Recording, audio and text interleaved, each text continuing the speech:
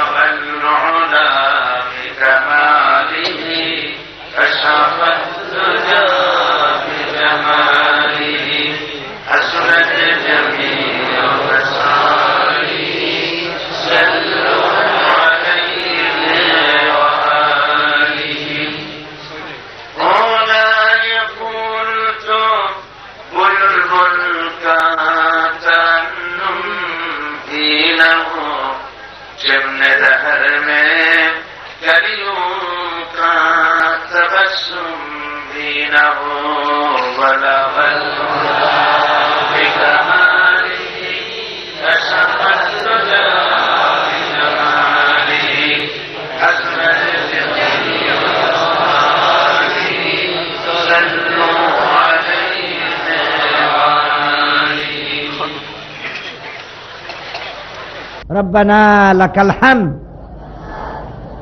हम्दन कसीरन तय्यिबन मुबारकन फीहे या रब्बी लकल हम्दु कमा यंबगी लिजलाले वजहिका व अज़ीमे सुल्तानिका। আমরা আল্লাহ পাকের শুকরিয়া আদায় করে নিলাম। তিনি দয়া করে আমাদের আসতে না দিলে আমরা এখানে কেউ আসতে পারতাম না, ঠিক না? তিনি দয়া করেছেন বলেই তো আসতে পেরেছি। এই মাহফিল বিগত 11 দিন ধরে এখানে চলতেছে। যাদের কিসমতে ছিল তারা আসছে, আজকে যাদের কিসমতে ছিল তারা আসছে, আসবে। যাদের কপালে নাই আসতে পারবে না। কারণ হলো আকসারুহুম লা ইউমিনুন, অধিকাংশ লোকেরাই ঈমান আনবে না। এটা আল্লাহ বলেই ফেলেছেন আগেই, অধিকাংশ লোকেরা ঈমান আনবে না। ঈমান হচ্ছে আল্লাহ পাকের, আল্লাহর দেওয়া শ্রেষ্ঠ নিয়ামত। হেদায়েত পাওয়া সর্বশ্রেষ্ঠ নিয়ামত। এই পৃথিবীতে কত জাতি, হিন্দু, খ্রিস্টান, বৌদ্ধ, নাসারা, তারপরে ইহুদি, আরো কত কি। এর মধ্যে আল্লাহ পাক দয়া করে আমাদেরকে মুসলমানের ঘরে পয়দা করেছেন, আলহামদুলিল্লাহ। অনেক পয়গম্বর আল্লাহ পৃথিবীতে দিয়েছেন, তার মধ্যে বিশ্বনবী মুহাম্মদ সাল্লাল্লাহু আলাইহি ওয়াসাল্লামের উম্মতের মধ্যে আল্লাহ আমাদের শামিল করছেন, আলহামদুলিল্লাহ। অনেক কিতাব আল্লাহ পাক পৃথিবীতে পাঠিয়েছেন, 4খানা কিতাব, 100 খানা সাহিফা, এত কিছুর মধ্যে কোরআনের মতো একখানা কিতাব আল্লাহ আমাদের দিয়েছেন, আলহামদুলিল্লাহ। কাজী সর্বাবস্থায় আমরা আল্লাহ পাকের শুকরিয়া আদায় করি যে তিনি আমাদেরকে মুসলমান হিসেবে পৃথিবীতে পাঠিয়েছেন। এখন ইসলাম হলো পৃথিবীর সর্বশ্রেষ্ঠ নিয়ামত, কোরআন হলো বড় নিয়ামত, মুহাম্মদ রাসূলুল্লাহ সাল্লাল্লাহু আলাইহি ওয়াসাল্লাম তিনি আমাদের জন্য শ্রেষ্ঠ নিয়ামত, আলহামদুলিল্লাহ। প্রিয় ভাই সব, প্রত্যেকটা জিনিস তার গুরুত্ব অনুধাবন করতে পারলেই এর মূল্যায়ন হয়, কদর হয়। একখান ইট আর এক টুকরার হীরকখণ্ড, ডায়মন্ড। এখন ডায়মন্ড যে চেনে না, তার কাছে হীরা যে চেনে না, তার কাছে ইটও যা, ডায়মন্ডও তাই, ঠিক না? জিনিসটা চিনলে না তার গুরুত্ব হবে। কথা বুঝতে পেরেছেন? এই জন্য আমাদেরকে বুঝতে হবে যে আমরা কারা। আমরা হলাম পৃথিবীর শ্রেষ্ঠ জাতি। বলেন তো আমরা কোন জাতি? আমরা যে শ্রেষ্ঠ জাতি, এই কথা কে বললেন? কে বলেছেন? সুবহানাল্লাহ বলেন। দুনিয়ার মানুষেরা দাবি করতে পারে আমরা শ্রেষ্ঠ জাতি, কেউ বলতে পারে আমরা শ্রেষ্ঠ জাতি, কিন্তু আমরা যে শ্রেষ্ঠ জাতি এইটা আমাদের কারো বানানো দাবি নয়, এইটা আল্লাহই আমাদেরকে শ্রেষ্ঠ জাতি বানাইছেন। সুবহানাল্লাহ। আল্লাহ রাব্বুল আলামিন কোরআনে কারীমের মধ্যে বলেছেন, কুনতুম খায়রা উম্মাতিন উখরিজাত লিন-নাসি তা'মুরুনা বিল মা'রুফি ওয়া তানহাউনা 'আনিল মুনকার। তোমরা শ্রেষ্ঠ জাতি, মানবতার কল্যাণের জন্য আমি তোমাদেরকে পাঠাইছি। তোমাদের দায়িত্ব হলো মানুষকে ভালো কাজের আদেশ করবে আর অন্যায় কাজ থেকে মানুষকে ফিরাবে। দায়িত্ব কয়টা? দুইটা দায়িত্ব। একটা হলো ভালো কাজের আদেশ করবা, অন্যায় কাজ থেকে ফিরাবা। দুনিয়ার শ্রেষ্ঠ জাতি তুমি। আমরা আল্লাহর কাছে দরখাস্ত করছিলাম না যে আল্লাহ আমাদের তুমি শ্রেষ্ঠ জাতি বানায় দাও? দরখাস্ত করছিলাম? যারা জবাব দিলেন না তারা করছিলেন। আমরা দরখাস্ত করিনি, মোনাজাত করি নাই, কান্দাকাটি করি নাই, এমনি আল্লাহ আমাদেরকে শ্রেষ্ঠ জাতি বানাইলেন। আর শ্রেষ্ঠ জাতি বানাবার জন্য শ্রেষ্ঠ নবী আমাদের দিলেন। সুবহানাল্লাহ। কোরআনের পরে কোন কিতাব নাই, শুনতেছেন? এগুলো দেখা লাগবে না, লাইট উঠবে নামবে, ওর কি দেখবেন? কোরআনের পরে কিতাব নাই, মুহাম্মদ সাল্লাল্লাহু আলাইহি ওয়াসাল্লামের পরে কোন নবী নাই, আমাদের পরে কোন উম্মত নাই। এখন কেউ কেউ মুহাম্মদ সাল্লাল্লাহু আলাইহি ওয়াসাল্লামের পরে আবার নবী বানাইছে। আমাদের দেশেও তাদের সিটা ফোটা আছে। নবী করিম সাল্লাল্লাহু আলাইহি ওয়াসাল্লাম বলেছেন, আমার পরে লা নবিয়্যা বাদি ওয়ালা রাসূলা, আমার পরে নবীও আসবে না, রাসূলও আসবে না, তবে আমার পরে 30 জন মিথ্যেবাদী নবুয়তের দাবি করবে। তার মধ্যে একটা ছিল মুসাইলামায়ে কাযযাব। সে নবুয়তের দাবি করলো মুহাম্মদ সাল্লাল্লাহু আলাইহি ওয়াসাল্লামের জীবদ্দশায়। ওর ধারণা ছিল যে নবুয়ত হলো একটা ব্যবসা। মুহাম্মদ সাল্লাল্লাহু আলাইহি ওয়াসাল্লাম মক্কা শরীফে ছিলেন, এতিম মানুষ, গরিব মানুষ, কিছু নাই। মদিনায় আসলেন, নবুয়তের দাবি করলেন, আর রাষ্ট্র হাতে এসে গেল, গনিমতের মাল আসলো, রাজত্ব আসলো, তাহলে এটা তো একটা ভালো ব্যবসা, এটা আমিও করতে পারি। ও তাই নবুয়তের দাবি করলো। কি নাম কোন তো? মুসাইলামায়ে কাযযাব। ওর নাম কাযযাব মানে মিথ্যাবাদী। ও নবুয়তের দাবি করলো। এখন উম্মতেরা নবী দাবি করছে, কিছু উম্মত পেয়ে গেছে, এ কিছু পাবেই লোক। এখনো যদি কেউ বলে যে নামাজ 3 ওয়াক্ত পড়লে হবে, 4 ওয়াক্ত 5 ওয়াক্ত পড়ার দরকার নেই, এশা আর ফজর পড়া লাগবে না, রোজার দিন ভাত খাবা না কিন্তু সিরা ভিজায় খাইতে পারবা, এরকম কিছু মশলা টসলা যদি দেয়, কিছু না কিছু মুরিদ পাবে। পাবে কিনা কর? বাজারে বড় বিশাল আকারের রুই মাছ কেনার খরিদ্দার যেমন পাওয়া যায়, পচা চিংড়ি মাছ কেনারও খরিদ্দার পাওয়া যায়। রুচির বিভিন্নতা থাকে। এমন ওই কাযযাবের, মুসাইলামায়ে কাযযাব কিছু পেয়ে গেছে, মুরিদ পেয়ে গেছে। মুরিদ মানে কি জানি কয়, উম্মত পেয়ে গেছে। এখন উম্মতের একদিন ধরছে যে আপনি কি একটা নবী, মুহাম্মদ সাল্লাল্লাহু আলাইহি ওয়াসাল্লামের পরে অনবরত ওহী নাজিল হয়, নতুন নতুন সূরা আসে, আপনি কি একটা নবী, কিছু আমরা পাইলাম না, কোন সূরা আসলো না। কয় যে অপেক্ষা করো, কেবল তো হইলাম, জিবরাইল আসুক, আমিও ডাকাডাকি করতেছি, একটা সূরা না দিলে কেমনে নবী হইল। সে অনেক চিন্তা ভাবনা করিয়া তারপর একদিন কয় যে আজকে জিবরাইল আসছিল। তারপর উম্মতেরা খুব খুশি। তারপর কয় যে একটা সূরা দিয়ে গেছে। কি কয়? সূরাটা হলো ইন্না আ'তাইনাকাল আকআক ফাসাল্লি লিরাব্বিকা ওয়াজআক ইন্না শানিআকা হুয়াল আবলাক। উম্মতেরা কয় যে এ তো মহা মুশকিল, অর্থও ভালো। আর কি একটা সূরা আপনার উপরে নাজিল হইল, এর অর্থ তো খুব বিদঘুটিয়া। ইন্না আতাইনাকাল আকাক, মানে আমি তোমাকে আকাক পক্ষী দান করছি। অভিধানে আকাক পক্ষী বলা হয়েছে হুতুম পেঁচাকে। আমি তোমারে হুতুম পেঁচা দান করছি। হাসল্লে রব্বিকা ওয়াজাক, সেই জন্য তুমি তোমার রবের নামে চিৎকার মারো। ইন্না শানিয়াকা হুয়াল আবলাক, নিঃসন্দেহে তোমার দুশমনেরা শ্বেত এবং কৃষ্ণ বর্ণের হবে। উম্মতেরা কয় আমরা তো কিছু বুঝলাম না। আর এই সূরা পড়তে গেলে তো খালি কাশি আসে, কি আক আক আক আক, এইটা কি একটা সূরা হইল?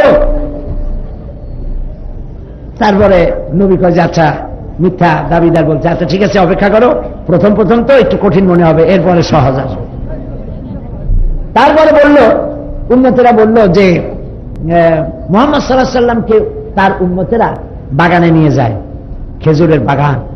নিলে পরে সে বাগানে খেজুর বৃদ্ধি হয়ে যায়। যে কুয়ায় পানি নাই সেই কুয়ায় নবী করিম সাল্লাল্লাহু আলাইহি সাল্লাম হাত দিলে পানি উপচে চলে আসে। তো এইরকম আমাদেরও কিছু আপনি একটু দেখেন। দেখো তোমরা আমার মোটে নেও না, তো আমি দেখাবো। নিয়ে গেছে বাগানে, কপাল খারাপ, যে বাগানে নিয়ে গেল যাও খেজুর ছিল, কাঁচাগুলো ঝরে পড়ে গেল। যে কুয়ার কাছ দিয়ে গেল সেই কুয়ায় পানি যা ছিল সব শেষ হয়ে গেল। উম্মতেরা কয় কি কপাল পড়া একটা পাইলাম আমরা কপালে। এই লোকটারে মারছে জানেন? হযরতে হামজা রাদিয়াল্লাহু তাআলা আনহুকে হিট করেছিল কি? ওয়াহাশী। কে করেছিল? ওয়াহাশী। ওয়াহাশী তো বোঝে নাই, কাফের থাকাকালীন সময় বল্লম মারছে, কলিজার ভিতর থেকে চলে গেছে, বুক ফাড়িয়া কলিজাটা নিয়ে ছিঁড়ে বাইর করছে, হেলদা সাবাই সাবাই খেয়েছে। ওয়াহাশী মুসলমান হয়ে গেল। মক্কা বিজয়ের দিনে ওয়াহাশী মুসলমান হল। তবে নবী করিম সাল্লাল্লাহু আলাইহি ওয়াসাল্লাম তিনি বলেছিলেন, মক্কায় প্রবেশ করে ফতে মক্কার দিন বলেছিলেন, কোন নারী, কোন শিশু, কোন বৃদ্ধ, কোন অসুস্থ এদের গায়ে হাত দিবে না, কোন ফলদার বৃক্ষ কর্তন করবে না, আমার বিনা পারমিশনে কারো গায়ে হাত দিবে না। তবে 11 জন মানুষ, 6 জন পুরুষ আর 5 জন নারী যেখানে পাবে সেখানে হত্যা করবে। লিস্ট দিয়ে দিলেন তিনি। ইসলামের জঘন্য দুশমনেরা ছিল, এর মধ্যে ওয়াসির নাম ছিল। ওয়াসি বুঝতে পারলো যে আমার তো আর উপায় নাই, তবে মুহাম্মদ সাল্লাল্লাহু আলাইহি সাল্লামের কাছে সাহাবীদের চোখ এড়াইয়া যদি একবার যাইতে পারি তাহলে তিনি রহমতের নবী, মাফ করে দেবে আমারে।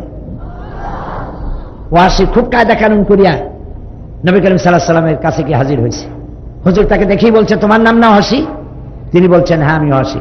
তুমি আমার চাচা হামজাকে শহীদ করেছো? বলছে হ্যাঁ। কেমনে করছিলা? ওয়াসি বর্ণনা দিল, এইভাবে করছি। নবী করিম সাল্লাল্লাহু আলাইহি সাল্লাম শুনতেছিলেন আর চোখ দিয়া পানি, দাড়ি ভিজে ভিজে পড়তেছিল।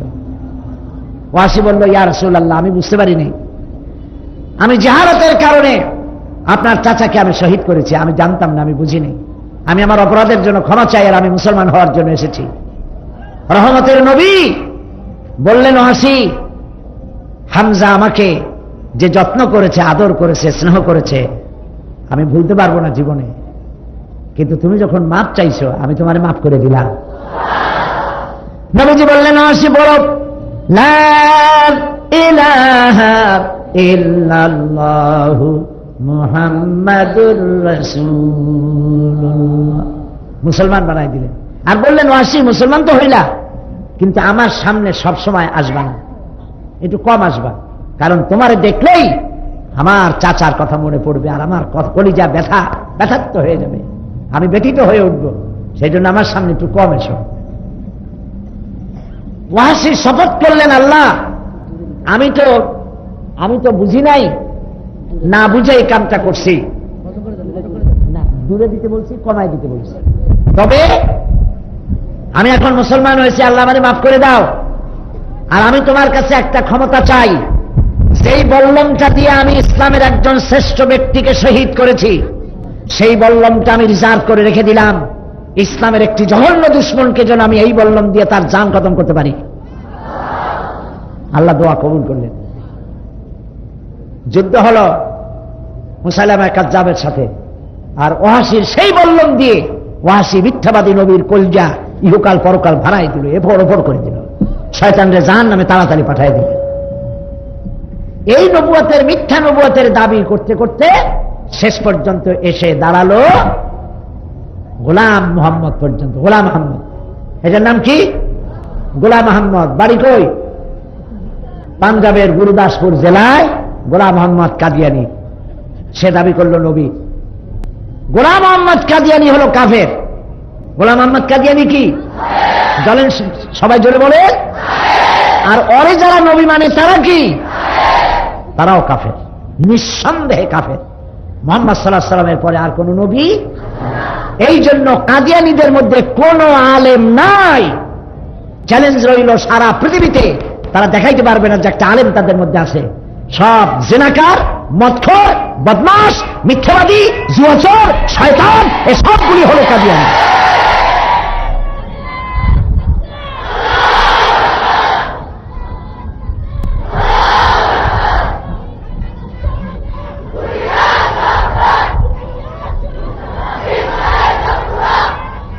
প্রিয় ভাই সব, এই কাদিয়ানী রে কত বড় শয়তান। সে বলছে আমি স্বপ্নে দেখেছি যেন আমি একটা যুবতী নারী, আর আল্লাহকে দেখলাম তিনি এক যুবক পুরুষ। এরপরে সে যা লিখছে শয়তানে ছাড়া এই কেউ লিখতে পারে না। আমি বলতে পারলাম না এরপরে সে কি লিখেছে। আল্লাহ লানত, জাহান্নামের আগুন গোলাম মোহাম্মদের কবরে, কাদিয়ানীদের কবরে কিয়ামত পর্যন্ত চলতে থাকুক। প্রিয় ভাই সব, এরপরে বহস হলো মাওলানা আতাউল্লাহ বুখারী রহমতুল্লাহ আলাইহি, উপমহাদেশের শ্রেষ্ঠ আলেম। তিনি তারা জিজ্ঞেস করলেন, গোলাম মোহাম্মদ তুই নবুয়তের দাবি করলি, সাহস পাইলি কই? কেউ যদি মিথ্যা নবুয়তের দাবি করে মুহাম্মদ সাল্লাল্লাহু আলাইহি ওয়াসাল্লামের পরে, তারা জিজ্ঞেস করা যাবে না যে তুমি যে নবী তার দলিল কি। একথা জিজ্ঞেস করা যাবে না, জায়েজ নাই। কারণ এর অর্থ দাঁড়ায় যে দলিল দিতে পারলে আপনি তার নবী মানবেন। কথা বুঝতে পারছেন? দলিল জিজ্ঞেস করা যাবে না যে দলিল কি, প্রমাণ কি। সেই জন্য মাওলানা আতাউল্লাহ বুখারী রহমাতুল্লাহ আলাইহি বললেন, নবুয়তের দাবি করলি সাহস পাইলি কই? কয় সাহস পাইছি কোরআন দিয়া। কেমনে? সূরা আস-সাফের মধ্যে আছে, আল্লাহ পাক বলেছেন ইয়াতি মিন বাদ ইসমুহু আহমদ, আমার পরে একজন আসবেন তার নাম হবে আহমদ, আমি সেই আহমদ। মাওলানা বুখারী বললেন, বেটা উল্লুক, ঈসা আলাইহিস সালাম বলেছেন আমার পরে আসবে আহমদ, আর তোর নাম তো গোলাম আহমদ। তার মানে হলো ঈসা আলাইহিস সালাম যার কথা বলেছেন, যে আহমদের কথা বলেছেন, তুই তার গোলাম। গোলাম আহমদ বলছে যে আমার নাম তো গোলাম আহমদ বাপে রাখছে ভুলে ভুলে, সে তো আর জানতো না যে আমি নবী হব। তা আমার নামের প্রথম শব্দ গোলাম আজকে থেকে বাদ দিয়ে দিলাম, এখন থেকে আমি আহমদ। এখন কি করবেন কন? মাওলানা বুখারী অনেক বড় আলেম, গোলাম মোহাম্মদ কাদিয়ানী মাওলানা বুখারীর জুতার সমানও না। মাওলানা বুখারী বললেন, বেটা নামের প্রথম অক্ষর প্রথম শব্দ বাদ দেওয়া যদি জায়েজ হয়, তাহলে তোর ফতোয়া দিয়া আমার নামের প্রথম শব্দ বাদ দিলাম। আমার নাম আতা আল্লাহ, তুই যেমন গোলাম বাদ দিয়ে আহমদ হইছ, আমি তেমন আমার নামের প্রথম আতা বাদ দিয়ে আল্লাহ হইলাম। আর আমি আল্লাহ হয়ে বলছি, তোর মতো কাথারে আমি নবুয়ত দেই নাই। এরপরে এই শয়তানের মৌত হয়েছে কোথায়? বলেন কোথায়? পায়খানার ভিতরে। এই জন্য বাংলাদেশে কুলাঙ্গার কাদিয়ানী যেগুলি আছে, এরা মুসলমান নয়, মুসলমান নয়। ওদের যে মসজিদ, সেটা মসজিদ নয়, পায়খানার সমতুল্য। এরা কাফের। কাদিয়ানীরা কি বলেন? ইসলামের পরিভাষা ব্যবহার করা তাদের জন্য মহা অন্যায়। ইসলামের কোন শব্দ তারা ব্যবহার করতে পারবে না। আখেরা, পরকার, আল্লাহ, রসুল, এসব শব্দ তাদের ব্যবহার করতে দেওয়া হবে না।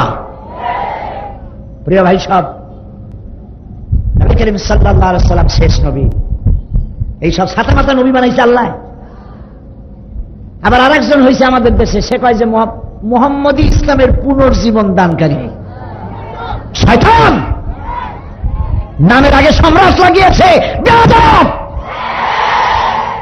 রাস্তায় রাস্তায় দেওয়ালগুলি দখল করেছে, ইহুদিদের দালাল। এই লোকটি আল্লাহ সম্পর্কে, নবী সম্পর্কে মারাত্মক কথা বলেছে। সে বলেছে মুহাম্মদ সাল্লাল্লাহু আলাইহি সাল্লামকে নাকি বিবস্ত্র অবস্থায় সে ময়লার উপরে শোয়া থাকা দেখেছে। জুতা দিয়ে পিটানো উচিত মুখের উপরে।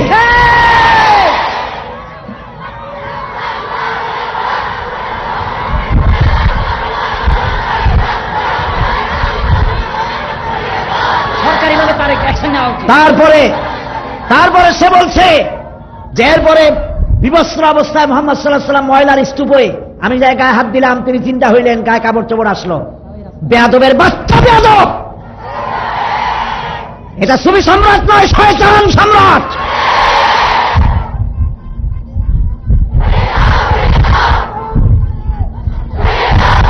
তারপরে সে বলছে সে নাকি মোহাম্মদ ইসলামের পুনর্জন্মদানকারী। বেয়াদব! মুহাম্মদ সাল্লাল্লাহু আলাইহি সাল্লামের কোন ইসলাম নাই। ইসলাম কার? চিৎকার দিয়ে বলো। আল্লাহর ইসলামের পুনর্জন্মদানকারী। কোন মাদ্রাসায় পড়েছিস?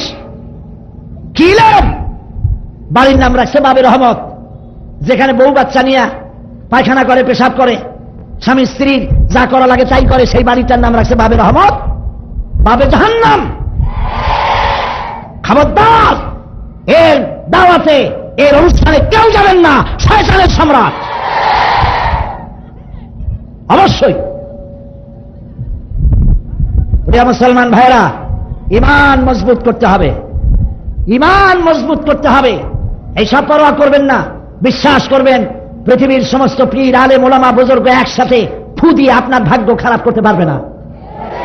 ভাগ্য ভালো বানাবার মালিক কে? জোরে বলেন কে? মন্দ বানাবার মালিক কে? হাসাবার মালিক কে? কাঁদাবার মালিক কে? হায়াতের মালিক কে? মওতের মালিক কে? ক্ষমতা দেওয়ার মালিক কে?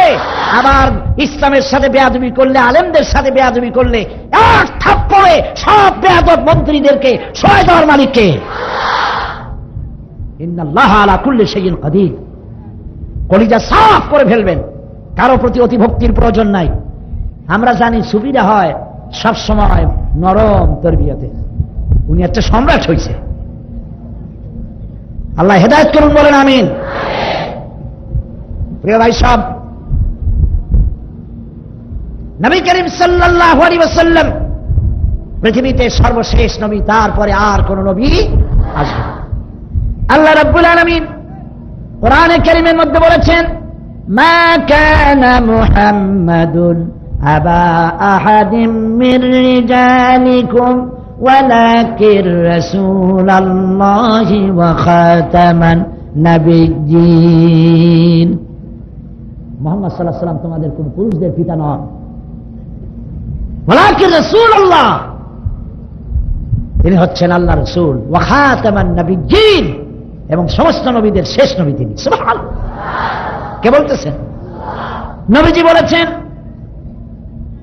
একটি ইমারতের মধ্যে যদি একখানা ইট কমতি থাকে, সকলের চোখে ধরা পড়বে একখানা ইট কম আছে।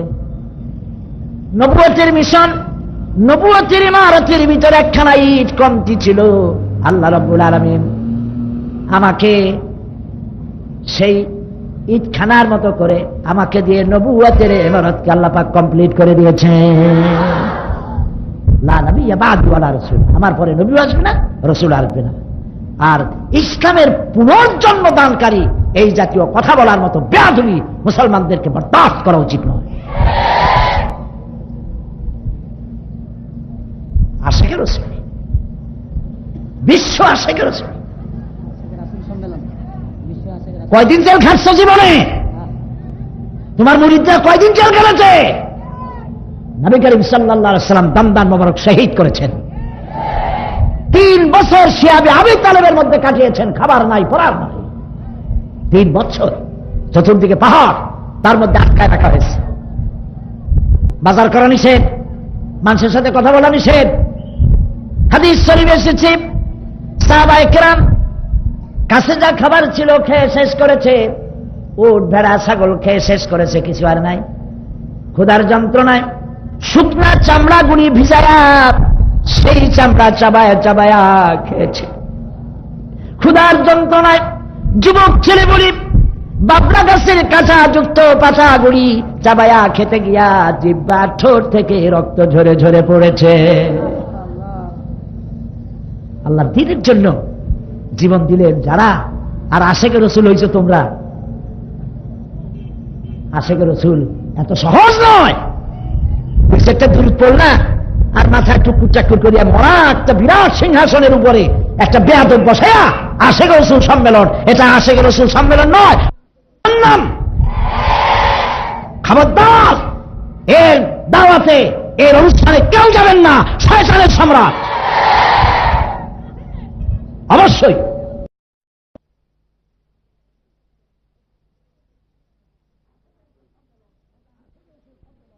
আশেক রসুল সম্মেলন, এটা আশেক রসুল সম্মেলন নয়, বন্দামি।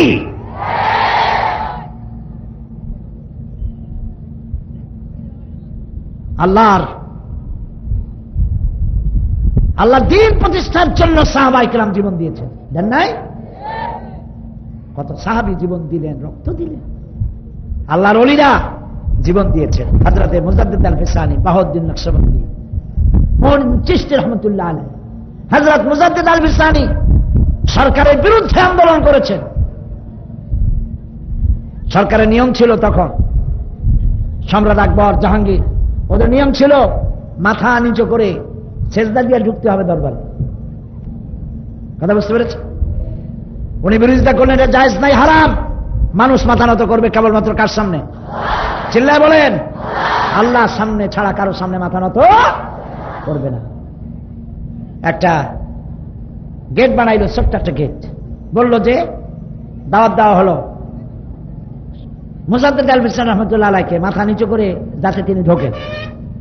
তিনি বুঝতে পারলেন যে আমি এইভাবে ঢুকলে আমারে বলবে তুমি নাকি মাথা নিচু করবে না, করলা তো। সেই জন্য নিচু করে দেওয়া হলো। উনি তখন এটা বুঝতে পারলেন, বুঝা মাথা দিলেন না, বাম পাও ঢুকাই দিলেন। আগে বাদশার দরবারে আগে বাম পা ঢুকাই দিলেন। এই অপরাধে তারে জেলে দেওয়া হলো। 1 বছর জেলে থাকলেন। 1 বছর জেলে থাকার পর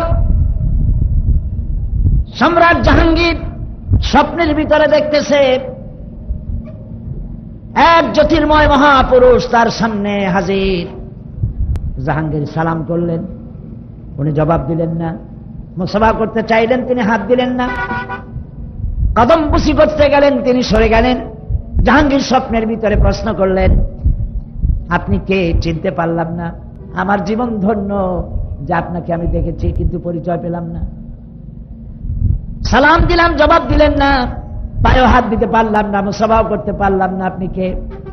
জাহাঙ্গীর তার জীবনীতে লিখতেছেন। স্বপ্নের ভিতরে ওই জ্যোতির্ময় মহাপুরুষ বললেন, জাহাঙ্গীর তুই আমারে চিনবি না, আমি আখিরি জামানার পয়গম্বর নবী মুহাম্মদুর রাসূলুল্লাহ। আমি জানতে এসেছি আমার মুজাদ্দিদকে আর কতদিন তুই জেলের মধ্যে আটকায়া রাখবি। জেলার পরের দিন ঘুমের থেকে যখন জেগেছে, চিন্তা করতেছে, দেখলাম কি জেলার এসে উপস্থিত হয়েছে। বলছে, জাহাপানা, জেল চোর ডাকাতদের জন্য, জেল খুনি ধর্ষক সন্ত্রাসীদের জন্য, কিন্তু গত 1 বছর ধরে কারে আপনি জেলখানায় পাঠাইলেন? মুজাদ্দিদ আল ফিসানি নামক এক ব্যক্তি জেলে যখন এসেছেন, আমার জেলের মধ্যে যত চোর আর ডাকাত ছিল তার সহবাতে, তার কাছে থেকে আমার জেলখানা সব এখন আল্লাহর ওলিতে পরিণত হয়ে গেছে। তারা জীবন দিয়েছেন, রক্ত দিয়েছেন, আন্দোলন করেছেন দিন প্রতিষ্ঠার জন্য। বাড়ি বসে বসে ব্যবসায়ীদের টাকা, ব্যবসায়ীদের মন একটু নরম থাকে, কন্ট্রাক্টারি করে, শয়তানি বদমাশি করে ব্যবসা করে, কোটি কোটি টাকার মালিক হয়, মন নরম হয়। একটা সুফি পরেশগার দরবেশ কিছু একটা পাইলে মনে করে, বাবা এরে যদি কিছু দিতে পারি তাহলে আল্লাহ আমারে মাফ করে দেবে। কিন্তু আল্লাহ যে এরকম মাফ করবে না, ওরা বার্তা বুঝেন। কথা বুঝতে পারছেন? আপনি ঘুষ দিবেন, কিছু দিয়ে পার হয়ে যাবেন, অসম্ভব। এই জাতীয় কিছু ধনী লোকেরা এদেরকে পোষে, টাকা দেয়, মনে করে যে আল্লাহর মাহবুব বান্দা। এই মানুষগুলোর কোনো চিন্তা চেতনা নাই। যদি দেখে দাড়িতে চুলে জট, গায়ে সালার সট, গাঁজা খায়া মস্তসলা, চিন্তা করে মাশাআল্লাহ এই হলো আসল জিনিস। গজে হুজুর জিনিস আছে, পিছনে পিছনে ঘুরতে থাকে, আসলে তো শয়তান। মাথায় জট, দাড়িতে চট, গায়ে সালার চট, গলায় শিকল, শয়তান। এটা কি? শয়তান। সালাসিলা ওয়া আগলালান ওয়া সাইরা, জাহান্নামে যাওয়ার আগেই শিকল পড়েছে, জাহান্নামের শিকল। ইসলামের জটের কোনো সুযোগ নাই, ইসলামে গাঁজা খাওয়ার কোনো সুযোগ নাই। যাই দেখেন না মাজারে, হাইকোর্টের মাজার, মিরপুরের মাজার, মাজারগুলিতে অবস্থা যায় দেখেন কি শয়তান। নামাজ নাই, রোজা নাই, আল্লাহ পরকালের চিন্তা নাই, মেয়ে লোক পুরুষ লোক সব একসাথে গাঁজা খায়। কি জানি হাতের মধ্যে নিয়ে এরকম ডলে, দূরে দাঁড়ায় দেখছে। সেই ছোটবেলার কথা, মাদ্রাসার ছাত্র তখন এরকম ডলে ডলিয়া, তারপরে কলকিতে ভরে টান দেয়, চোখ ক্রমেই বড় হয়। এরপরে একটা সারিন্দা হাতে নিয়ে ঘষতে থাকে আর বলে, মদিনা যাব কেমন মদিনা। শয়তান, তুই যাবি মদিনা।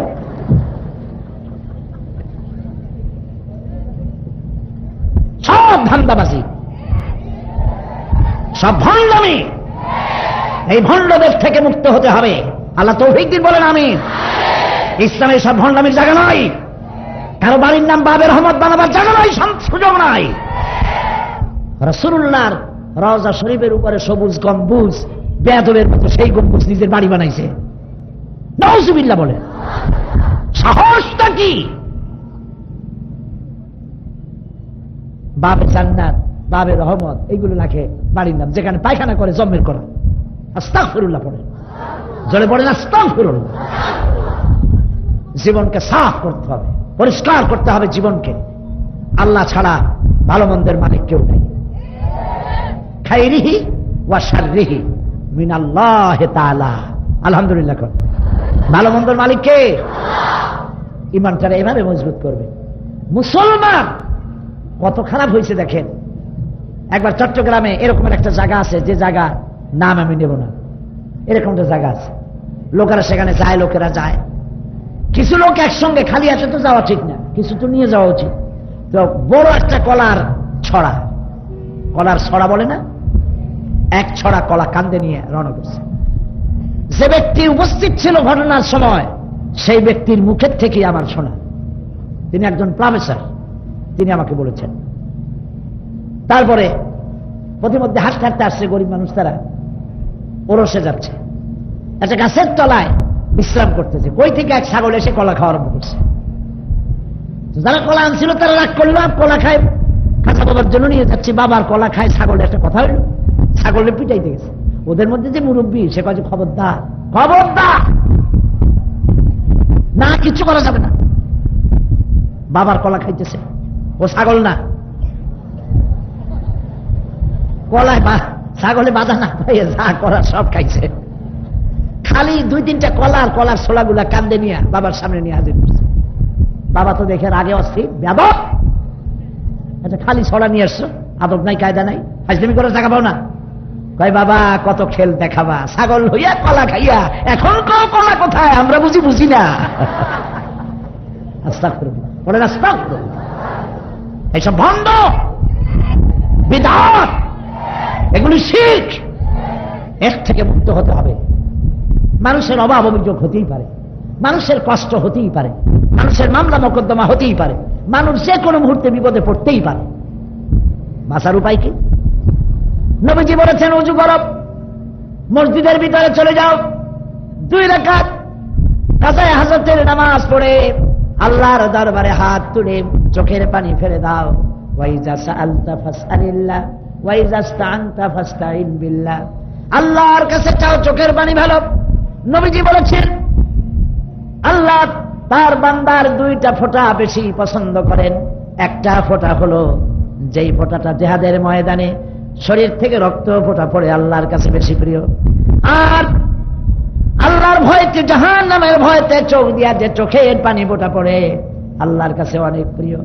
বান্দা যখন বিপদে পড়ে কাঁদতে থাকে, চোখের পানি নাকের অর্ধেক আসতে না আসতে আল্লাহ রাব্বুল আলামিন তারে মাফ করে দেন। রহমান তিনি, রাহিম তিনি, গফুর তিনি, গফার তিনি। সাফ করতে হবে নিজের কলিজাকে, আল্লাহ ছাড়া আমার কেউ নাই, লা ইলাহা ইল্লাল্লাহ। এই কলিজা জোড়া মহব্বত থাকতে হবে কার? ভয় থাকতে হবে কার? ভয় করবো আল্লাহরে, মহব্বত করবো আল্লাহ। তিনি মারতে পারেন, তিনি বাঁচাইতে পারেন, এই সাহস করেন, বারবার মরবেন না। আর যদি এই সাহস না থাকে, তাহলে সাইকেলের টায়ার বাস্ট হয়েছে আওয়াজ শুনিয়া সিটে পড়বেন, ট্রাকের টায়ার বাস্ট হয়েছে হুশ হারাবেন, বোমা পড়লে জীবনটা চলে যাবে। আর ইমানদার ব্যক্তি বারবার মরে না, একবার মরে। ইমানদার কয়বার মরে? একবার মরে। তার জানাই থাকে। কি জানা থাকে? ইমানদার ব্যক্তির জানা থাকে, আমার জন্য যদি আল্লাহ রাব্বুল আলামিনের পক্ষ থেকে আমার জন্য যদি একটা বুলেট আমার বক্ষ ভেদ করবে, এটা যদি আমার জন্য বাজেট থাকে, তাম পৃথিবীর মানুষ আমাকে পাহারা দিয়া সেই বুলেট থেকে বাঁচাইতে পারবে না। আর যদি আল্লাহর পক্ষ থেকে আমার জন্য কোন বুলেট যদি বাজেট না থাকে, সারা পৃথিবী আমাকে টার্গেট করে যদি গুলির বৃষ্টি বর্ষণ করে, আমার এক গাছা পশম হেলাতে পারবে না। এর নাম ঈমান। এর নাম কি? ঈমান। সাফ করে ফেলবেন ঈমান। কার দরবারে কয়জন বিচারপতি গেল? কিছু আসে যায় না। বিচারপতি হয়েছে তো কি হয়েছে? সূরা ফাতিহাও জানে না। অনেক বিচারপতি আছে। মন্ত্রী হয়েছে, কি হয়েছে? কোরআন মানান করে কেমনে তাও জানে না। কাজী সম্মান আল্লাহ পাক আলেমদেরকে দান করেছেন। সম্মান কাবে? বুখারী শরীফের হাদিস, নবী করিম সাল্লাল্লাহু আলাইহি ওয়াসাল্লাম বলেছেন, ফাদলুল আলেমে আলাল আবেদে কাফাদলি আলা আদনাকুম, আখরাজাহুল বুখারী। আল্লাহর নবী বলেন, সাধারণ মানুষের উপরে আলেমদের মর্যাদা সেই রকম গোটা উম্মতের উপরে আমি নবীর মর্যাদা যেরকম। এই জন্য ইলম অর্জন করতে হবে। আলেম মানে টাইটেল পাস করতে হবে তা না।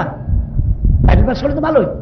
আলেম মানে হলো ইলম অর্জন করে। ইলম মানে জ্ঞান। ইলম মানে কি বলেন সবাই? ইলম মানে কিন্তু বুদ্ধি না। বুদ্ধির আরবি হলো আকল। বুদ্ধির আরবি কি? আকল। আর ইলমের আর জ্ঞানের আরবি কি? ইলম না, ইলম। বলেন সবাই ইলম। কোরআন শরীফে আল্লাহ পাক কোথাও বলেন নাই যে আমি নবীদেরকে আকল দিয়েছি। আল্লাহ নিজেকেও বলেন নাই যে আমি আকিল। কোরআন শরীফে কোথাও এই শব্দ নাই। বলেছেন আলিম। কোরআন শরীফে আল্লাহ কি বলেছেন? আলিম, মহাজ্ঞানী। সুবহানাল্লাহ। ওয়া মা উতীতুম মিনাল ইলমি ইল্লা কালিলা। তোমাদেরকে সামান্য জ্ঞান দিছি। আসল জ্ঞান কার কাছে? আল্লাহর কাছে। আল্লাহ নিজেও বলেছেন, তার নিজের নামে বুদ্ধি শব্দ লাগান নাই, জ্ঞান লাগাইছেন। কি লাগাইছেন? জ্ঞান। নবীদেরকে আল্লাহ কি দিয়েছেন? বুদ্ধি না জ্ঞান? বলেন সবাই জ্ঞান। ওয়া আল্লামা আদামাল আসমাআ কুল্লাহা। আল্লাহ পাক বলছেন, আদমকে আমি জ্ঞান দিছি আর সব জিনিসের নাম শিখাইছি। সুবহানাল্লাহ। কইতে ইচ্ছা করে না? ওয়ালাকাদ আতাইনা লুকমানাল হিকমা। লোকমানকে জ্ঞান দান করছি। ওয়ালাকাদ আতাইনা দাউদা ওয়া সুলাইমানা ইলমা। দাউদ আর সুলাইমানকে কি দিছি? ইলম দিছি।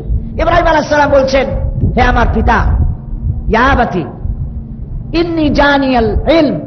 হে পিতা, আমার কাছে একটা ইলম আসছে, এমন ইলম যে ইলম আমার আপনার কাছে আসে নাই। ফাত্তাবিউনি আহদিকা সিরাতান সাবিয়্যা।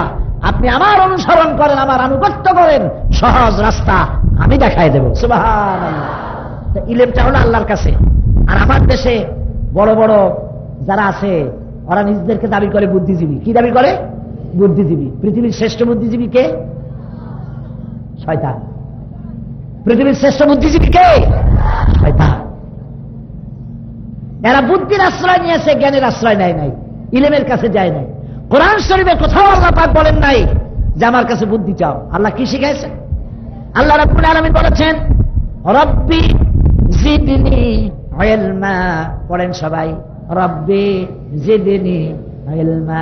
আবার পড়েন, রব্বি জিদনি ইলমা। আয় আল্লাহ তাআলা, তুমি আমার ইলম, আমার জ্ঞান বাড়ায় দাও। সুবহানাল্লাহ। আসল জ্ঞানের মালিক কে? সেই জ্ঞান আল্লাহ দিয়েছেন কোথায়? কোরআন শরীফে। কোথায় দিয়েছেন? এই কোরআন যে জানে না, সে হতে পারে দেশের প্রেসিডেন্ট, হতে পারে প্রধান বিচারপতি, হতে পারে মন্ত্রী, হতে পারে ইন্ডাস্ট্রিয়ালিস্ট, হতে পারে আরো অনেক কিছু। আল্লাহর কাছে 4 পয়সা দাম নাই। এই ইলম থাকতে হবে।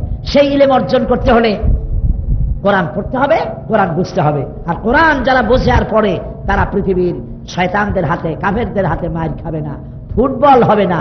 আজকে মুসলমান ফুটবল হয়ে গেছে। মুসলমান কি হয়েছে? ফুটবল কারে কয়? এ লাথি মারে, ও শট করে, সে হেড করে। এরকম লাথি আর লাথি এগুলো খাইয়ে বেড়াইতে হবে যদি ইলেম না থাকে। শয়তান এইভাবে লাথি মেরে বেড়াবে। আর যদি ইলেম থাকে, শয়তান দূর হয়ে যাবে। দেখেন, আসল ইলম হলো কোরআনের মধ্যে। আবু জাহেলের নাম ছিল আবুল হেকাম। আবু জাহেলের নাম ছিল কি? আবুল হেকাম মানে বুদ্ধির বাপ। বুদ্ধির বাপ। ওই সময় কোনো বুদ্ধি ছিল না, আসল জ্ঞান আসে নাই, সেই জন্য সে হয়েছে বুদ্ধির বাপ। কিন্তু যখন ওহী নাযিল হইল তখন আবুল হেকাম কি হয়ে গেল?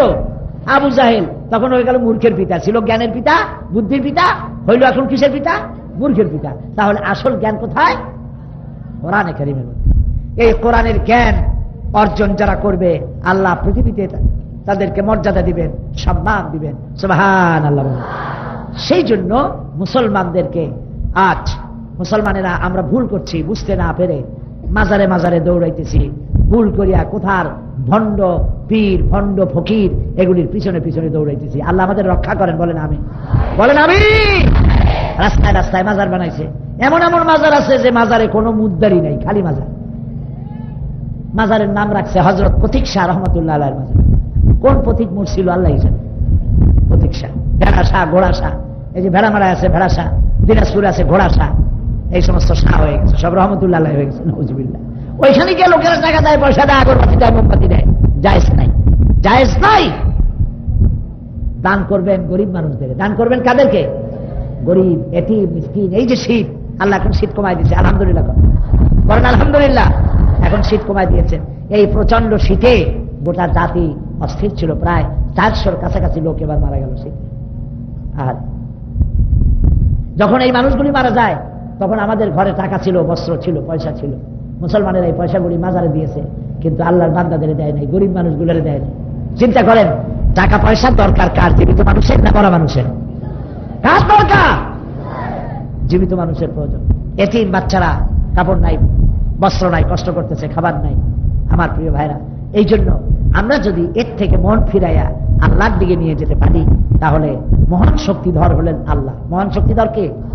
ইব্রাহিম আলাইহিস সালাম আল্লাহর চিনতেছিলেন।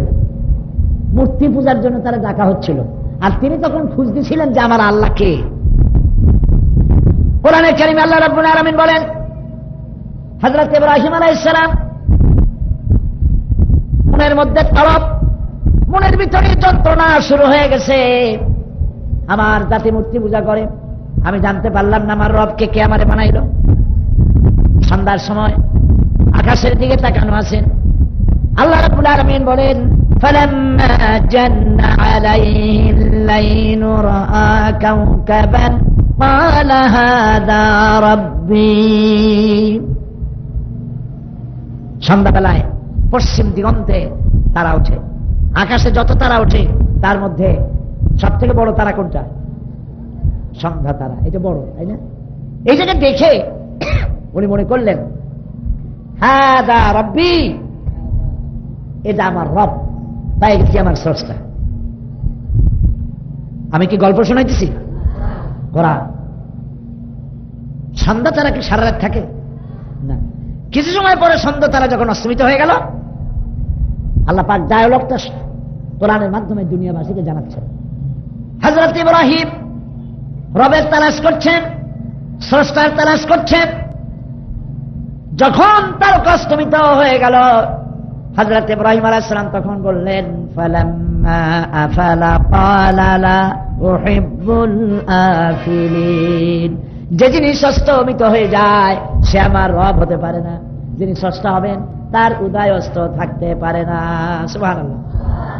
অর্থাৎ আল্লাহরে যদি কেউ তালাশ করে, আল্লাহর পথে যদি কেউ চলতে চায়, ওয়ামান ইয়াত্তাকিল্লাহা ইয়াজআল লাহু মাখরাজা, আল্লাহর পথে যদি কেউ আল্লাহকে ভয় করে চলতে চায়, আল্লাহ তার জন্য পথ উন্মুক্ত করে দেন। সুবহানাল্লাহ। সন্ধ্যা তারা অস্তমিত হয়ে যাওয়ার পর আকাশে চাঁদ উঠল। চাঁদ দেখে হযরত ইব্রাহিম আলাইহিস সালাম বললেন, ফালাম্মা রাআল কমারা বাযিগান ক্বালা হাযা রাব্বি। চাঁদ দেখে বললেন, এইটি পেয়ে গেছি, তারার চাইতে চাঁদ বড়, এটা আমার রব।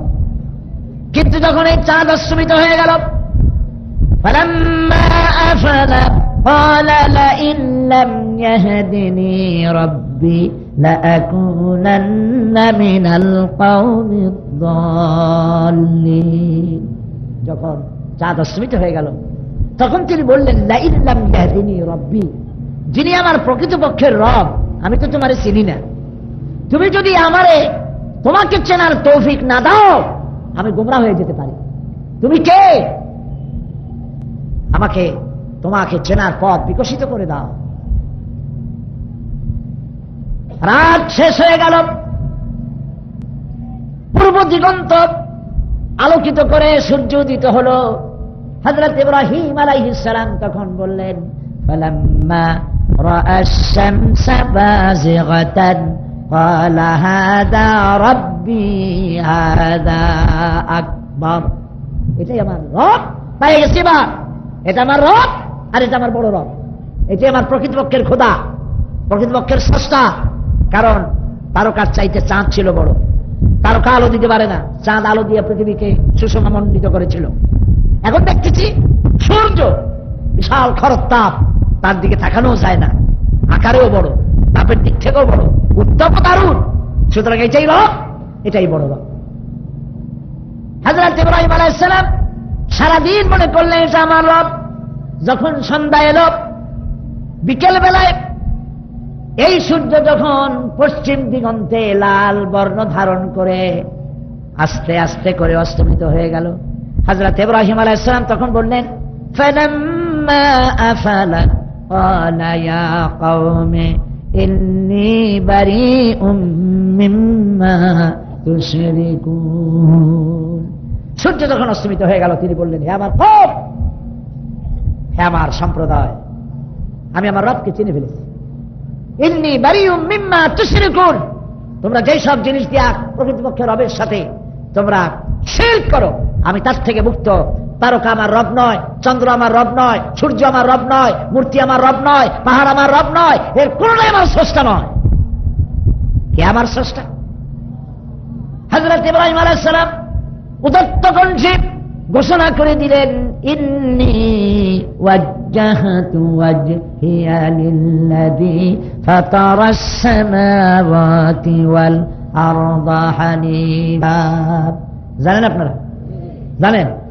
পড়েন, ইন্নী ওয়াজ্জাহতু ওয়াজহিয়া লিল্লাযী ফাতারাস সামাওয়াতি ওয়াল আরদা হানিফা ওয়ামা আনা মিনাল মুশরিকিন। ইন্নী ওয়াজ্জাহতু ওয়াজহিয়া লিল্লাযী ফাতারাস সামাওয়াতি ওয়াল আরদা হানিফা, নিশ্চয়ই আমার মুখমণ্ডল সকল দিক থেকে ঘুরাইয়া সেই দিকেই নিবেদিত করলাম যিনি আকাশ, জমিন, চন্দ্র, সূর্য, নক্ষত্র, পাহাড়, পর্বত, নগর, সাগর সব যিনি সৃষ্টি করেছেন তিনি আমার রব, তিনি আমার আল্লাহ। সবাই বলেন, চিৎকার দিয়ে বলুন, সুবহানাল্লাহ, সুবহানাল্লাহ। তার বাপ ছিলেন মুশরিক। ইব্রাহিম আলাইহিস সালামের বাপ কি ছিলেন? মুশরিক। তিনি মূর্তি তৈরি করতেন, মূর্তি পূজা করতেন। আর ছেলেকে আল্লাহ খুব খলিল বানাই দিলেন। সুবহানাল্লাহ, সুবহানাল্লাহ। ছেলে খলিল হয়ে গেল। তিনি খুঁজতেন, ওমান ইয়াত্তাকিল্লাহ ইয়াজআল লাহু মাখরাজা, যেই আল্লাহকে তালাশ করবে, আল্লাহরে ভয় করবে, আল্লাহ তাকে চেনার রাস্তা খুলে দিবেন। সুবহানাল্লাহ। চেষ্টা করতে হবে, দৌড় মারতে হবে চেনার জন্য, দুনিয়ার সব বাঁধন ছিন্ন করে দৌড় মারতে হবে। ইউসুফ আলাইহিস সালাম, তাকে বন্দী করা হয়েছে, জুলাইখা এর থেকে পাতলা কাপড় আর হয় না, এরকম অর্ধনগ্ন হয়েছে, ঘরটাকে উলঙ্গ ছবি দিয়ে ভরপুর করেছে, দরজা চাবি দিয়ে তালা দিয়ে বন্ধ করে দিয়েছে। ইউসুফ আলাইহিস সালামের পারাবার রাস্তা নাই, ঈমান নষ্ট করতে হবে। জুলাইখার কুপ্রবৃত্তি চরিতার্থ করা ছাড়া রাস্তা নয়। ইউসুফ আলাইহিস সালাম তিনি জানতেছেন দরজা বন্ধ, পালাবার রাস্তা নাই, কিন্তু তিনি আল্লাহ রাব্বুল আলামিনকে ভয় করে, আল্লাহ রহমতের উপরে আশা করে এই নিকৃষ্ট কাজ থেকে বাঁচার জন্য তালাবদ্ধ দরজার দিকে দৌড় মারলেন। রব্বুল আলামিন আপন কুদরতে তালাগুলি খুলে দিলেন। ওমান ইয়াত্তাকিল্লাহ ইয়াজআল লাহু মাখরাজা, আল্লাহরে ভয় করলে আল্লাহ এভাবে পথ বাইর করে দেন। সুবহানাল্লাহ। প্রিয় ভাই সব, ভয় করবেন কারে? এক আঙ্গুল আকাশের দিকে উঁচু করে বলেন, ভয় করবেন কারে? জোরে বলেন, আল্লাহ, আল্লাহ, আল্লাহ। আর ভয় করবো আল্লাহরে, মহব্বত করবো আল্লাহকে। আল্লাহর ভয়, আল্লাহর মহব্বত, রাসূলের শুধু মহব্বত আর আনুগত্য। আল্লাহর সাথে দুইটা, ভয় করা, মহব্বত করা, আর নবী করিম সাল্লাল্লাহু আলাইহি ওয়াসাল্লামকে মহব্বত করা আর আনুগত্য করা। এর মধ্যেই জান্নাত। সুবহানাল্লাহ, জান্নাত হয়ে যাবে। আল্লাহ রাস্তা দেখাই দিয়েছে, আল্লাহ রাস্তা চেনাই দিয়েছে। এই জন্য ইমান সাফ করতে হবে। কোন শরীফ টরিফ নাই। ওই যে বাগদাদ শরীফ, আজমির শরীফ, কোন গ্রামে কোন খয়রাতুজ্জামান তিনি পীর হয়েছেন যে গ্রামে, সেই গ্রামের নামের সামনে শরীফ। এই শরীফ বাদ দিতে হবে। শরীফ মাত্র 4টা। শরীফ কয়টা? কোরআন শরীফ, বলেন কোরআন শরীফ, হাদিস শরীফ, মক্কা শরীফ, মদিনা শরীফ, শেষ। আর কোন শরীফ টরীফ নেই, আর কোন কেবলা নাই। হুজুর কেবলা, পীর কেবলা বাদ দেন। মুসলমানদের কেবলা একটা। মুসলমানদের কেবলা কয়টা? কোথায়? কাবা শরীফ। কোথায়? কাবা শরীফ। বাস, শেষ। ঈমান এভাবে মজবুত হবে। কোনো ভয় নাই, কোনো চিন্তা করবেন না। আল্লাহ পাক রাস্তা দেখায় দিবেন। ঈমানের মধ্যে ভেজাল বাঁধাবেন। ভেজাল তো আমরা ভালো বুঝি না, বুঝি না। ভেজাল খাইতে খাইতে বাংলাদেশের মানুষ এখন পিওর জিনিস খাইলে পেটেও শুকায়। ভেজাল সিমেন্ট দিয়ে যদি ব্রিজ বানান, ভাঙতে সময় লাগবে? মোটেও সময় লাগবে না। দালান বানাবেন, ভাঙতে সময় লাগবে না। খাঁটি সিমেন্ট দিয়ে বানাবেন, অনেক বয়স হবে, ঠিক না? ঈমান যারা খাঁটি বানাইতে হবে, কোনো ভেজাল টেজাল নাই। কিচ্ছু মানি না আল্লাহ রসুল ছাড়া, কোরআন আর হাদিস ছাড়া। এভাবে সাফ করে ফেলেন, কলিজা সাফ করেন। আল্লাহর সাথে ভেজাল করবেন না। রসুলের আনুগত্যে কোনো ভেজাল টেজাল নাই। মনের মধ্যে একদিকে আল্লাহরে সেজদা দিবেন, আর একদিকে মনে মনে ভয় থাকবে যে পীর সাহেবের কবরের কাছে যাইতে পারলে বুঝি এবার বাচ্চা হবে, মামলায় জিতে যাব। পীরের মাজারে যাইতে পারলে, মাজারে কিছু দিতে পারলে, এটা শিরক হয়ে গেল। কি হয়ে গেল? ভেজাল সিমেন্ট হয়ে গেল। এখন ঈমান মজবুত হইল না, যেখানে সেখানে ভাঙবে, শয়তানের ওয়াসওয়াসায় পড়ে যাবে। এই জন্য আল্লাহ পাক প্রশ্ন করছেন, আল্লাহ পাক প্রশ্ন করছেন। কে প্রশ্ন করছেন? আলাইসাল্লাহু বিকাফিন আবদা, আমি কি আমার বান্দার জন্য যথেষ্ট নই? আল্লাহ প্রশ্ন করছেন, আমি কি আমার বান্দার জন্য যথেষ্ট নই? আপনারা বলেন অবশ্যই যথেষ্ট। চিল্লায় বলেন অবশ্যই যথেষ্ট। তাকেই বিশ্বাস করেন। মাথায় যন্ত্রণা হয়েছে, আল্লাহরে করেন। টাকা পয়সা নাই, আল্লাহকে বলেন। মামলায় পড়ছেন, আল্লাহরে বলেন। বিয়ে করছেন, বাচ্চা হয় না, আল্লাহরে বলেন। হযরতে জাকারিয়া আলাইহিস সালাম বিয়ে করছে বহু বছর, বাচ্চা নাই।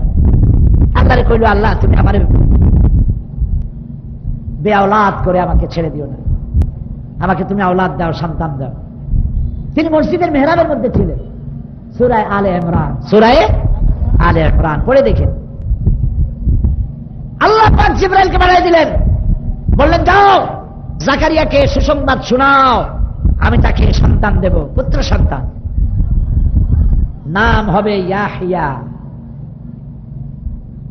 জিবরাইল এসে খবর শোনাইলেন। হযরত জাকারিয়া চিন্তায় পড়ে গেলেন, বললেন যে জিবরাইল এটা হবে কেমন?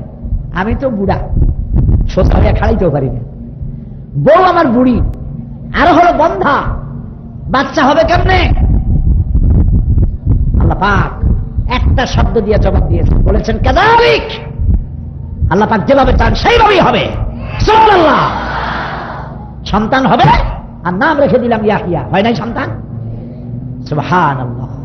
আল্লাহ যা চান তাই হয়। সুবহানাল্লাহ। ফাআলুল লিমা ইউরিদ, যা খুশি তাই করতে পারে। মানুষ আল্লাহ বানাবেন, ইচ্ছা করেছেন মানুষ বানাবো, বাপও দরকার নেই, মাও দরকার নেই। পারছেন কিনা? কে? আদম আলাইহিস সালাম। মানুষ বানাবেন, বাপের দরকার নাই, শুধু একটা মেয়ে লোক হইলে হইল। পারছেন কিনা? কে তিনি? ঈসা আলাইহিস সালাম। সুবহানাল্লাহ কবেন না? ক্ষমতাটা কি চিন্তা করেন। ওয়ামা কাদারুল্লাহ হাক্কা কাদরে, আল্লাহ পাক কোরআন শরীফে এই আয়াত 3 বার বলেছেন। কয়বার বলেছেন? একটি আয়াত 3 বার বলেছেন, ওয়ামা কাদারুল্লাহ হাক্কা কাদরে। মানুষেরা আল্লাহর মর্যাদা বুঝতে পারে নাই, আল্লাহর ক্ষমতা বুঝতে পারে নাই। আল্লাহর কত কুদরত, কত প্রচন্ড ক্ষমতা, মানুষেরা আল্লাহর ক্ষমতার আন্দাজকে অনুমান করতে পারে নাই। কিয়ামতের দিন ওই বিশাল আকাশটা, আকাশটা কত বড়? আপনার এই প্যান্ডেলের মতো। সুবহানাল্লাহ। ছোটবেলায় আকাশ ধরার জন্য দৌড় দিতাম। ছোটবেলায় মনে করতাম ওই গ্রামের মাথায় গেলেই পাবো। তারপরে দৌড়ে দেখি যে না, আরো 2-4 গ্রামের মাথায়। শেষে দেখি যে না, আসলে এগুলি ফাও দৌড়, এর কোনো আগা মাথা নাই। সুবহানাল্লাহ। এই বিশাল আকাশ কয়টা স্তর? 7টা স্তর। কোরআন শরীফে আল্লাহ পাক বলেছেন এই পুরো আকাশটাকে 7টা আকাশ কাপড়ের মতো করে জড়াইয়া ডান হাতে আমি তুলে নেব। সুবহানাল্লাহ। ডান হাতে আকাশ মণ্ডলীকে পেঁচাইয়া ডান হাতে আল্লাহ তুলে নেবে। আলা বিযিকরিল্লাহি তাতমাইন্নুল কুলুব। দুনিয়ায় মানুষের অন্তরাত্মাকে কোন জিনিস শান্তি দিতে পারে না, মানুষের কলিজাকে ঠান্ডা করে দিতে পারে আল্লাহর স্মরণে, আল্লাহর জিকিরে। যদি আপনি জিকির করেন সুবহানাল্লাহ, আলহামদুলিল্লাহ, লা ইলাহা ইল্লাল্লাহ, জোরে বলেন লা ইলাহা ইল্লাল্লাহ, সুবহানাল্লাহ, আলহামদুলিল্লাহ, লা ইলাহা, সুবহানাল্লাহ, আলহামদুলিল্লাহ, লা ইলাহা ইল্লাল্লাহ, লা ইলাহা ইল্লাল্লাহু মুহাম্মাদুর রাসূলুল্লাহ। এই জিকিরে যে মজা লাগে, এই মজা পৃথিবীতে আর কিছুতেই পাওয়া যাবে না। মুখ থেকে যদি উচ্চারণ করে বান্দা আল্লাহ, আহা কি মজার নাম, সুবহানাল্লাহ। আমার আল্লাহর নাম কত মজার নাম। ওয়ালাহুল আসমাউল হুসনা, আল্লাহ পাকের জন্য রয়েছে সুন্দর সুন্দর নাম। সুবহানাল্লাহ। রহমান, রাহিম, সত্তার, গফফার, ওয়াদুদ, জব্বার, মুহাইমিন, কি সুন্দর সুন্দর নাম আমার আল্লাহ পাক। এই সমস্ত নামের মধ্যে ইসমে জাত আল্লাহ। বলেন সবাই কি আল্লাহ? আল্লাহ নয় কিন্তু আল্লাহ। দিল থেকে, অন্তরের অন্তঃস্থল থেকে, মনের গভীর কন্দর থেকে যদি কোনো বান্দা একটা আবার যদি বলে আল্লাহ, বলেন সবাই আল্লাহ, একবার যদি মনের গভীর থেকে একবার যদি উচ্চারণ করে আল্লাহ, আল্লাহ রব্বুল আলামিন 70 বার সাড়া দিয়া বলেন বান্দা কি চাও, আমি হাজির, আমি হাজির, কি চাও বল। সুবহানাল্লাহ। এই আল্লাহরে চিনলাম না, এই আল্লাহর সাথে মহব্বত করলাম না, আল্লাহর সাথে ভালোবাসা করলাম না। দুনিয়ায় মায়ের পেট থেকে আসার পর, এই দুনিয়ায় কয়েকদিন থাকার পর কবরে যাব, সেখানে কি বউ যাবে? কথা বোঝেন নাই নাকি? বউ যাবে, ছেলে মেয়ে যাবে, মা বাবা যাবে, ভাই বেড়াদার যাবে, টাকা পয়সা যাবে, কিছু যাবে না। তার কাছেই ফিরে যেতে হবে যিনি আমাদেরকে পাঠিয়েছেন। ঠিক কিনা? ঠিক কিনা? সুতরাং সে আল্লাহ রাব্বুল আলামিনের কাছে যাওয়ার আগে নিজেকে তৈরি করতে হবে, ওখানে যায় যেন বিপদে না পড়ে যায়, কারণ ওইখানে বিপদে পড়লে আর কোনো উপায় নাই। খুবই মারাত্মক জায়গা। হযরত উসমান যিন্নুরাইন রাদিয়াল্লাহু তাআলা আনহু কবরের কাছে গিয়ে সবচাইতে বেশি কাঁদতেন। কোথায় গিয়ে বেশি কাঁদতেন? কবরের কাছে গিয়ে সবচেয়ে বেশি কাঁদতেন। সাহাবায়ে কেরাম জিজ্ঞেস করতেন, হুজুর, রাসূল করিম সাল্লাল্লাহু আলাইহি ওয়াসাল্লাম জান্নাত ও জাহান্নামের বয়ান যখন করেন তখন আপনি এত কাঁদেন না? কাঁদেন, কিন্তু এত কাঁদেন না যত কাঁদেন আপনি কবরে এসে, কবরের স্থানে এসে। কারণটা কি? এর কারণটা কি? আমি আমার রাসূলকে বলতে শুনেছি, মৃত্যুর পর কয়েকটা স্টেশন আছে। সর্বপ্রথম স্টেশন থানা, এই কবর। থানায়, এই থানা থেকে যদি কেউ রিলিজ পায়, সব জায়গা থেকে রিলিজ হবে। এখানে যদি চার্জশিট হয়ে যায়, সব জায়গায় আটকা পড়বে, কোনো জায়গা থেকে মুক্তি পাবে না। এই কবর হচ্ছে মারাত্মক জায়গা। সেই জন্য এই কবরস্থানে আসলে আমার ভয় লাগে। এই কবরস্থান, এইখানে আপনার আমার সকলকেই যাওয়া লাগবে। না যাওয়া লাগবে না? লাগবে কিনা কর? সবরকেই যেতে লাগবে। কবি বলতেছেন, আগাহা আপনে মौत से कोई बशर नहीं, आगाह अपने मौत से कोई बशर नहीं, सामन 100 बरस के हैं पल की खबर नहीं। মৃত্যু সম্পর্কে আমাদের কারো জানা নাই, কখন মরে যাব, কিন্তু আগামী বছর কি খাবো, পরের বছর কি খাবো, এগুলি ব্যাংক ব্যালেন্স আমাদের আছে না? নাই, আছে। কিন্তু এই মাহফিল থেকে বাড়ি ফিরে যেতে পারবো এর কোনো নিশ্চয়তা নাই। সেই জন্য মহব্বতটা করা লাগবে কার সাথে? ইশকে হাকিকি আর ইশকে মাজাজি, দুইটা মহব্বতের দুটি ধরন। একটা হচ্ছে স্বাভাবিক মহব্বত। এই স্বাভাবিক মহব্বতের যে প্রবণতা, এগুলি স্ত্রীর প্রতি হয়, মায়ের প্রতি হয়, বাবার প্রতি হয়, সন্তানের প্রতি হয়। কিন্তু সকল মহব্বতের চাইতে বেশি মহব্বত করতে হবে আল্লাহ রাসূলকে, তার থেকে বেশি মহব্বত করতে হবে আল্লাহ রাব্বুল আলামিনকে। লা ইউমিনু আহাদুকুম হাত্তা আকুনা আহাব্বা ইলাইহি মিন ওয়ালিদিহি ওয়া ওয়ালাদিহি ওয়ান নাসি আজমাইন, মুত্তাফাকুন আলাইহি, বুখারী মুসলিমের হাদিস।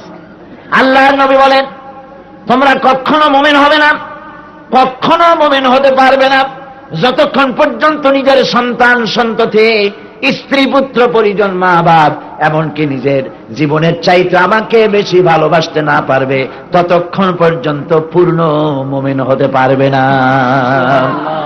পরিপূর্ণ মহব্বত হওয়ার জন্য জীবনের চাইতে বেশি ভালোবাসতে হবে কাকে? বিশ্বকবি বলছেন, কি মুহাম্মদ সে वफा तूने तो हम तेरे हैं, कि मोहम्मद से वफा तूने तो हम तेरे हैं, ये जहां चीज ही क्या लोहो कलम तेरे हैं। मोहम्मद सल्लल्लाहु अलैहि वसल्लम के साथे मोहब्बत करो, तारे ভালোবাসো। রাসূলকে যদি ভালোবাসো তাহলে কি হবে? তাহলে আকাশ আর জমিন তো দূরের কথা, লৌহ কলম আমি আল্লাহ তোমার জন্য করে দেব। সুবহানাল্লাহ। তুমি আমার রাসূলের হয়ে যাও, আকাশ জমিন লৌহ কলম আমি তোমার জন্য করে দেব। রাসূলের সাথে মহব্বত করতে হবে। কেমনে মহব্বত করব? হুজুর তো বাইসে নাই, হুজুর বাইসে আছে। হুজুর যদি দুনিয়ায় বেঁচে থাকতেন তাহলে আমরা দাওয়াত দিতাম, ঠিক কিনা কন? দাওয়াত দিয়া বিছানার চাদর বিছাইতাম না, কইজাটা ছিঁড়া বিছাই দিতাম বসার জন্য। আহা, হুজুরকে দেখি নাই, বাচ্চা থাকলে কত খেদমত করতে পারতাম, কত মহব্বত করতাম। কিন্তু হুজুর তো বাঁচবেন না, তিনি তো চলে যাবেনই, তিনি বলেছেন আমি থাকবো না। কিন্তু আমাকে ভালোবাসার পথ আমি রেখে যাব। রাসূলকে কি আমরা ভালোবাসতে চাই নাকি বলেন? ভালোবাসতে চাই। ভালোবাসতে যদি চাও, আল্লাহ রাব্বুল আলামিনের নবী বলেন, মান আহাব্বা সুন্নতি ফাকাদ আহাব্বানি ওয়া মান আহাব্বানি কানা মাইয়া ফিল জান্নাহ। যে ব্যক্তি আমার সুন্নতকে ভালোবাসলো, ভালো করে শোনেন, যে ব্যক্তি আমার সুন্নতকে ভালোবাসলো সে যেন আমারই ভালোবাসলো। আর যে ব্যক্তি আমাকে ভালোবাসবে সেই ব্যক্তি কিয়ামতের দিন আমার সঙ্গে আল্লাহর জান্নাতে থাকবে। রাসূলের সুন্নতকে ভালোবাসো। আমরা সুন্নতকে ভালোবাসি না, লম্বা জামা পছন্দ হয়। আল্লাহ পাক বলেছেন, ওয়া কাযালিকা জাআলনাকুম উম্মাতান ওয়াসাতান লিতাকুনু শুহাদা আলান নাস। পৃথিবীর বুকে আমি তোমাদের বানাইছিলাম, তোমরা হবা পৃথিবীর মানুষের জন্য সাক্ষী। কি হবে? তোমরা হবা সাক্ষী, আর কিয়ামতে রাসূল হবে তোমাদের সাক্ষী। আহা, আমার আজ ওয়াজ করতে করতে মাঝে মধ্যে বুক ভেঙে যায়। আমার গোটা জাতির চরিত্র দেখে হতাশায় মন ভেঙে যায়। আমার মনে পড়ে মাওলানা শাহ আতাউল্লাহ বুখারী রাহমাতুল্লাহ আলাইহি সারা জীবন ইসলামের কথা বলে বলে জীবনের শেষ মুহূর্তে এসে বলেছিলেন, 40 সাল তক কবরস্থান में আযান दिया कोई मुर्दा जिंदा नहीं हुआ। 40টা বছর পর্যন্ত কবরস্থানে আযান দিলাম, একটা মুর্দাও জিন্দা হইল না। আমি তো মাওলানা শাহ আতাউল্লাহ বুখারীর জুতা টানার যোগ্যতাও রাখবো না, অত বড় আলেম। কিন্তু এই জমিনে 36টি বছর চিৎকার মেরেছি, কোরআনের পক্ষে হাদিসের পক্ষে চিৎকার দিয়েছি, কিন্তু মুদ্রা চিন্তা হলো না। মানুষ আজ চরিত্রই যদি না থাকলো, হয় character is lost, everything is lost. চরিত্র যখন হারায় গেল, তার কাছে হারাবার আর কোন জিনিস বাকি নাই, সব শেষ হয়ে গেল। চরিত্র নাই, কিচ্ছু নাই। বন্ধুগণ, রাসূল করিম সাল্লাল্লাহু আলাইহি ওয়াসাল্লাম চেয়েছেন এমন একটা জাতি হবে যেই জাতির কাছে নারীরা থাকবে নিরাপদ। আমাদের কাছে কি নারীরা নিরাপদ?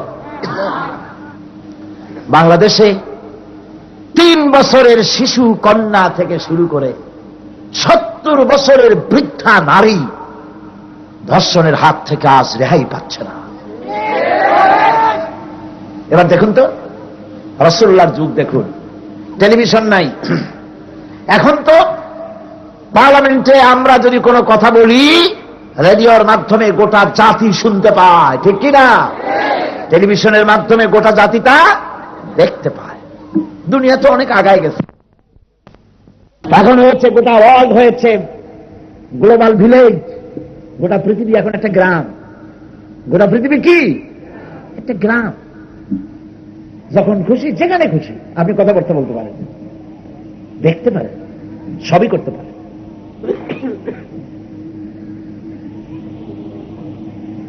এত সব অগ্রসর হয়েছে পৃথিবী। সুতরাং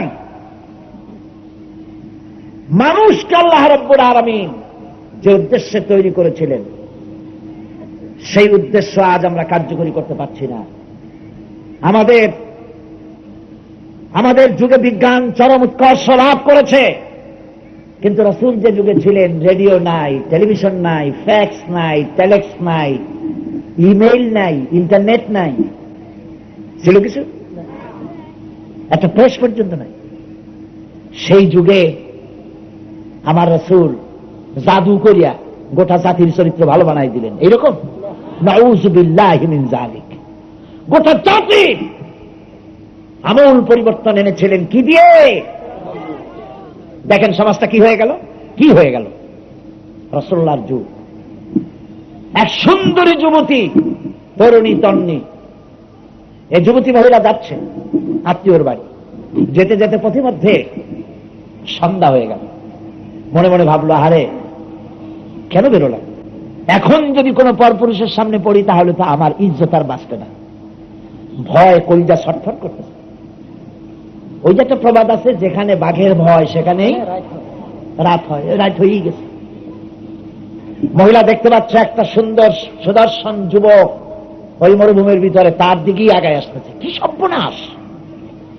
মহিলা ভাবলো, আমার সোনাদানা আছে তা তো যাবেই, আর জীবনের সারা জীবনের সঞ্চিত লালিত আব্রু, ইজ্জত, সম্ভ্রম আজ ধুলায় ধূসরিত হয়ে যাবে। মহিলা আত্মরা হয়ে মাটির উপরে বসে পড়ছে। যুবকটি আস্তে আস্তে করে ঠিক মহিলার সামনে এসে দাঁড়িয়েছে। নির্জন মরুভূমি, কোথাও কোনো লোক নাই। যুবক যুবতীর চোখের দিকে তাকায় বলছে, মা, আমাকে দিয়ে তোমার কোনো ক্ষতি হবে না, তুমি ভয় পেও না। তুমি কোথায় যাবে আমাকে বলো, আমি নিরাপদে পাহারা দিয়ে আমি তোমাকে পৌঁছে দিয়ে আসবো। আমার পরিচয় শোনো, আমি মুসলমান। সুবহানাল্লাহ, সুবহানাল্লাহ। আমি নিরাপদে তোমারে পৌঁছায় দেবো, আমি তো মুসলমান, আমাকে দিয়ে তোমার কোনো ক্ষতি হবে। আজ মুসলমানের দুশ্মন মুসলমান, নারীর সত্যের দুশ্মন মুসলমান, মানুষের জীবনের দুশ্মন মুসলমান। সেই ইসলাম হারাই ফেলেছি। সেই ইসলাম কই? সেই মুসলমান কই?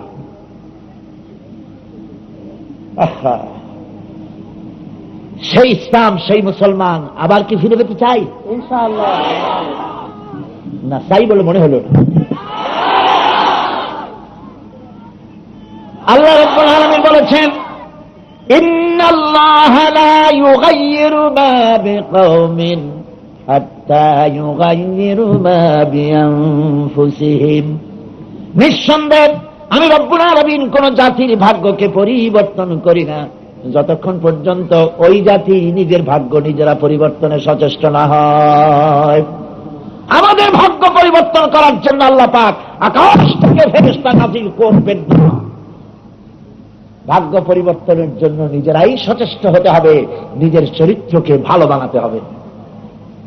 আখলাক, আখলাক, আখলাকের মেয়ার, আখলাকের মানদণ্ড, চরিত্রের মানদণ্ড শেক্সপিয়ারের কাছে পাওয়া যাবে না, হেগেলের কাছে পাওয়া যাবে না, ডারউইনের কাছে পাওয়া যাবে না, রবীন্দ্রনাথের কাছে পাওয়া যাবে না, সূর্য সেনের কাছে পাওয়া যাবে না, হেগেলের কাছে পাওয়া যাবে না, রুশোর কাছে পাওয়া যাবে না, ভলটারের কাছে পাওয়া যাবে না, মার্কসের কাছে পাওয়া যাবে না, লেনিনের কাছে পাওয়া যাবে না।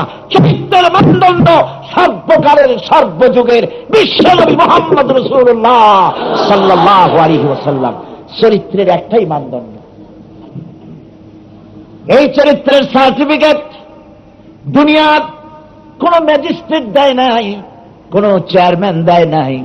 আমার নবীর চরিত্রের সার্টিফিকেট আল্লাহ নিজেই দিয়ে দিলেন। ওয়া ইন্নাকা লাআলা খুলুকিন আযীম। উন্নত শ্রেষ্ঠ চরিত্রের আধার ও নবী, চরিত্রের উপরে আমি তোমাকে প্রতিষ্ঠিত করেছি। সুবহানাল্লাহ। চরিত্র কারে বলে, চরিত্র কাহাকে বলে?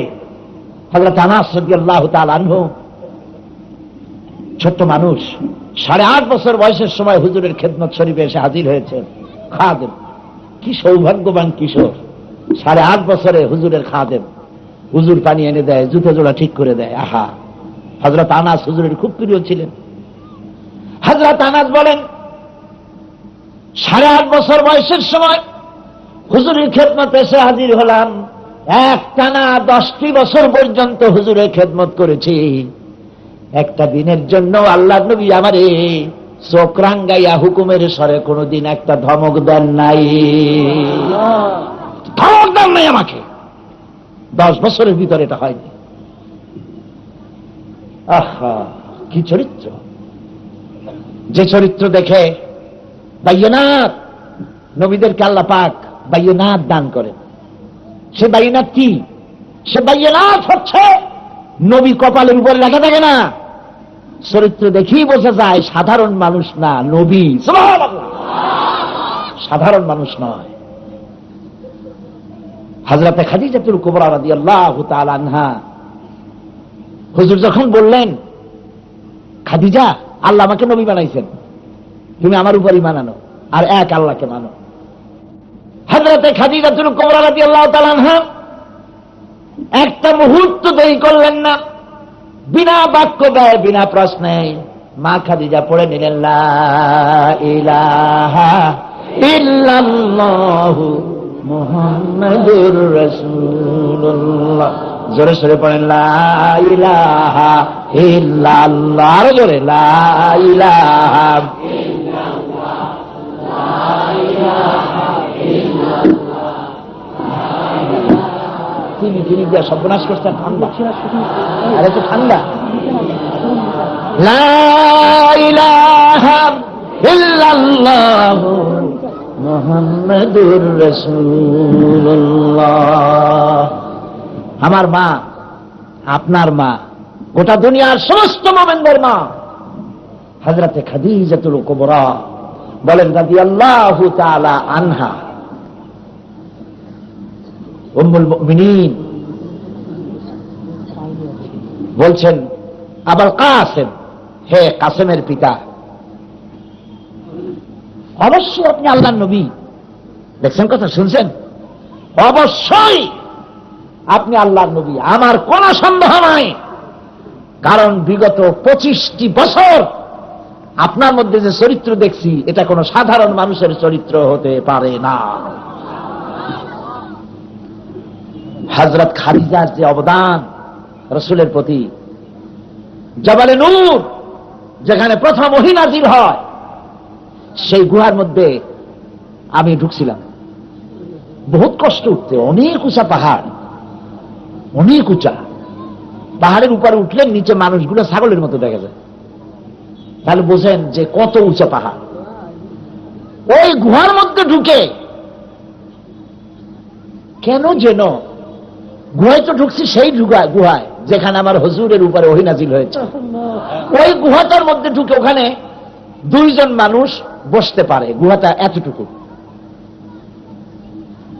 কেন যেন আমার প্রথমেই তো হুজুরের কথা মনে আসা উচিত, হুজুর এইখানে বসছিলেন, এইরকম বসছিলেন। ওই গুহায় ঢুকে কেন যেন সর্বপ্রথম আমার মনে উঠল মা খাদিজাতুল কুবরা রাদিয়াল্লাহু তাআলা আনহার কথা। আমার মন বলল, আহারে, আমি একটা পুরুষ মানুষ, আর তখন আমার স্বাস্থ্য ভালো ছিল আলহামদুলিল্লাহ, 20 বছরের ডায়াবেটিস রোগী আমি, তখন স্বাস্থ্য ভালো ছিল। সেই ভালো স্বাস্থ্য থাকাকালীন এই পাহাড় বাইয়া ওই পর্যন্ত উঠতে আমার মনে হয়েছিল যেন আমার উরু ফেটে যাবে, আমি পারবো না, পড়ে যাব। আমার তখন মনে হলো আমি পুরুষ মানুষ, আমার জানের উপর থেকে যাচ্ছে কষ্ট, আর আমার মা খাদিজাতুল কুবরা প্রত্যেকটা দিন কাফেরদের চোখ এড়াইয়া এড়াইয়া রাসূলের জন্য খাবার নিয়ে আসতেন এই পাহাড়ের। আমাদের মা হযরত খাদিজা খাবার নিয়ে যাচ্ছে, হাদিস শরীফে এসেছে হযরত জিবরাইল হুজুরের সঙ্গে কথা বলছেন। হযরত জিবরাইল বলেন, ইয়া রাসূলুল্লাহ, আমি এখন বিদায় হই, কারণ আমি দেখতে পাচ্ছি খাদিজাতুল কুবরা আপনার জন্য খাবার নিয়ে আসতেছে, আমি বিদায় হই। কিন্তু খাদিজা যখন আপনার কাছে আসবে, খাদিজাকে জানাবেন আল্লাহ রাব্বুল আলামিন আজকে আমার মাধ্যমে হযরত খাদিজারে সালাম জানাইছে। আল্লাহ সালাম জানাইছে, কি সোজা কথা? এটা কি সহজ কথা? খাদিজাকে বলবেন আল্লাহ তাকে সালাম বলেছেন। আল্লাহর সালামটা বলিয়া আমি জিবরাইল আমার সালামটাও খাদিজাকে বলে দিবেন। হযরতে খাদিজা হাঁপাতে হাঁপাতে খাবার নিয়ে বিশ্বনবীর দরবারে হাজির হয়েছে। হুজুর তাকে বসতে দিয়ে বলছেন, খাদিজা গো, আজকে তো তোমার জন্য দারুণ সুখবর আছে। তিনি বললেন, ইয়া রাসূলুল্লাহ, দাসীর জন্য কি সুখবর? হুজুর বলছেন, খাদিজা, এইমাত্র জিবরাইল আমার কাছ থেকে চলে গেল। জিবরাইল বললেন, আল্লাহ রাব্বুল আলামিন তোমাকে সালাম জানিয়েছে। হযরত মা খাদিজা বাচ্চা শিশুর মতো দুঃখে কেঁদে উঠলেন, বললেন, ইয়া রাসূলুল্লাহ, আমার জীবন তো ধন্য হয়ে গেছে, আমার নারী জন্ম তো ধন্য হয়ে গেছে, আল্লাহ আমারে সালাম বলছে। তবে হে রাসূল, আল্লাহর সালামের জবাব কেমনে দেয় তা তো আমি জানি না। আমাদের মা কত বুদ্ধিমতী, তিনি বলতে পারতেন যে জিবরাইল আবার আসলে আমার ওয়ালাইকুম সালাম করে দিয়েন, তা বলেন নাই। কত বুদ্ধিমতী আমার মা। মা বললেন, হে রাসূল, আল্লাহর সালামের জবাব কেমনে দেয় আমি তো জানি না, আপনি আমার হইয়া আল্লাহর সালাম যেমনে দিলে হয় সেইভাবে পৌঁছাই দিয়ে। আমার রাসূল হযরত খাদিজা বেঁচে থাকতে আর বিবাহ করেন নাই, কিন্তু মদিনা যাওয়ার পর হযরত খাদিজা যখন ইন্তেকাল করলেন, মদিনা যাওয়ার অনেক আগে, হযরত আয়েশা বলছেন, হুজুর তো আমার কাছেই ঘুমানো ছিলেন, রাত তো অনেক হয়ে গেল, কিন্তু হুজুর কি দেখি না, হুজুর গেলেন কই? আমার পাশেই তো শোয়া ছিল, আশেপাশে খুঁজলাম দেখি না। মসজিদ নববীর ভিতরে জান্নাতের টুকরার মধ্যে গিয়ে দেখি হুজুর মোনাজাত করতেছেন, আমি পিছনে হাত উঠাইলাম। হুজুর মোনাজাতের ভিতরে বিভিন্ন কথা বলতে বলতে এক পর্যায়ে আল্লাহর নবী দোয়ার মধ্যে বললেন, রব্বুল আলামিন কিয়ামতের ময়দানে যেদিন মা তার সন্তানকে হারিয়ে ফেলবে, সন্তান তার মায়ের চিনবে না, বাপে তার ছেলের পরিচয় দিবে না, ওই কঠিন হাসরের ময়দানে আমি যেন আমার খাদিজারে হারাইয়া না যাই।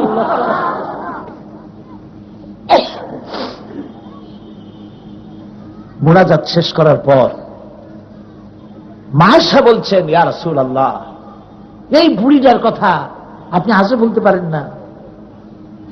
এই বুড়ির মরার পর তো আপনি আরো সুন্দরী মেয়ে বিয়ে করেছেন, এই বুড়ির কথা কেন এত মনে পড়ে? আল্লাহ নবী বলেন, আয়েশা, খাদিজা সম্পর্কে এমন কথা আর কোনদিন তুমি আমারে শোনাবা না। কারণ হলো তোমরা সবাই আমার সুদিনীর স্ত্রী।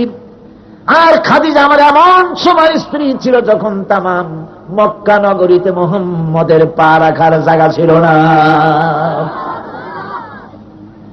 সাল্লাল্লাহু আলাইহি ওয়াসাল্লাম। হযরত আয়েশা বলেছেন, আমাদের ঘরে তো রান্না বান্না তেমন হতো না। আহা, বিশ্ব নবী। হযরত আয়েশা দুঃখ করে বলতেন, রাসূলুল্লাহ শাহানশাহ, বাদশাহ, দুনিয়ার বাদশাহ, আখিরাতের বাদশাহ। রাসূলুল্লাহ পাক সাল্লাল্লাহু আলাইহি ওয়াসাল্লামের জন্য এমন একটা জামা ছিল না যে জামাটা আমি ভাঁজ করে রাখবো আর রাসূলুল্লাহ কোথাও গেলে পরে ভাঁজ করা জামাটা গায়ে দিব, এরকম একটা জামা ছিল না। মাসের পর মাস চলে গেছে, চুলায় আগুন জ্বলে না। মাঝে মধ্যে যদি উট, ভেড়া, ছাগল কেউ হাদিয়া দিত, তো এইগুলি জবাহ করে সকল স্ত্রীদের ঘরে ভাগ করে দিয়ে হুজুর কিছু গোশত একটা পোটলার মধ্যে বান্ধিয়া মদিনা রাস্তায় ঘুরে ঘুরে বেড়াতেন। খাদিজার কোন বান্ধবীর খবর যদি পাওয়া যায় তাকে দিয়ে আসবেন।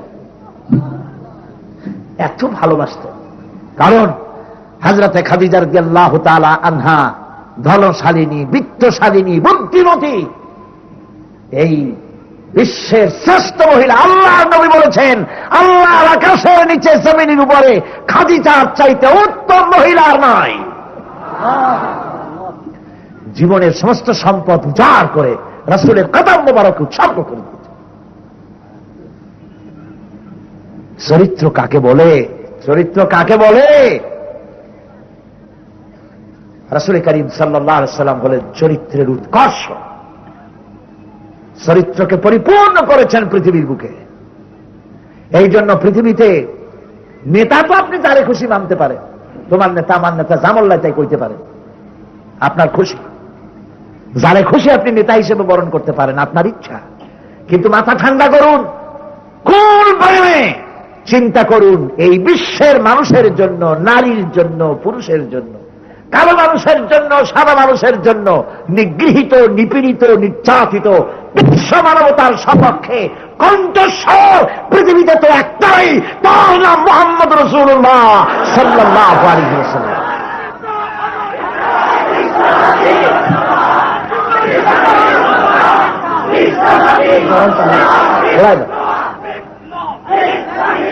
আমার বন্ধুগণ, নারীদের যখন কিছুই সম্মান ছিল না, নারীর যখন কোন মর্যাদাই ছিল না, মেয়ে হইছে মুখটা কালো হয়ে যেত। কোরআন শরীফে আছে, মেয়ে হইছে খবরটা শুনলেই মুখটা কালো হয়ে যেত বাপে, মনে হতো যেন বিনা মেঘে বজ্রপাত হয়েছে।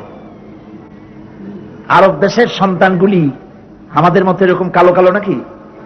গোলাপের পাপড়ির মতো সুন্দর চেহারা। আহা, এই বাচ্চাগুলারে নিয়ে আছাড় দিয়ে মারি ফেলাই দিত। অপরাধ কি? মেয়ে জবাই করত, জীবন্ত কবরে চেপে দিত। আল্লাহ পাক বলছেন, বেআইয়ি যামবিন কুতিলাত, কোন অপরাধে এই বাচ্চাগুলির মারি ফেলাও। আহা, নারী জাতির যখন কোন সম্মান নাই, নারীর যখন কোন মর্যাদা নাই, স্বামীর সম্পত্তি, পিতার সম্পত্তি, ভাইয়ের সম্পত্তিতে অধিকার নাই, জমি জমা কেনা বেচার অধিকার নাই, নিতান্ত কৃত দাসী, আর হল পুরুষের জন্য উপভোগের সামগ্রী। এই অবস্থা যখন নারীর ছিল, সেই সময় আমার নবী বললেন, কোন ঘরে যদি একটা কন্যা সন্তান জন্মগ্রহণ করে, আল্লাহর রহমতের ফেরেশতা ঘরের মধ্যে নাজিল হয়ে যায়। ছেলে হলে রহমতের ফেরেশতা আসে, এরকম হাদিস জানা থাকলে আমারে শিখাই দিন।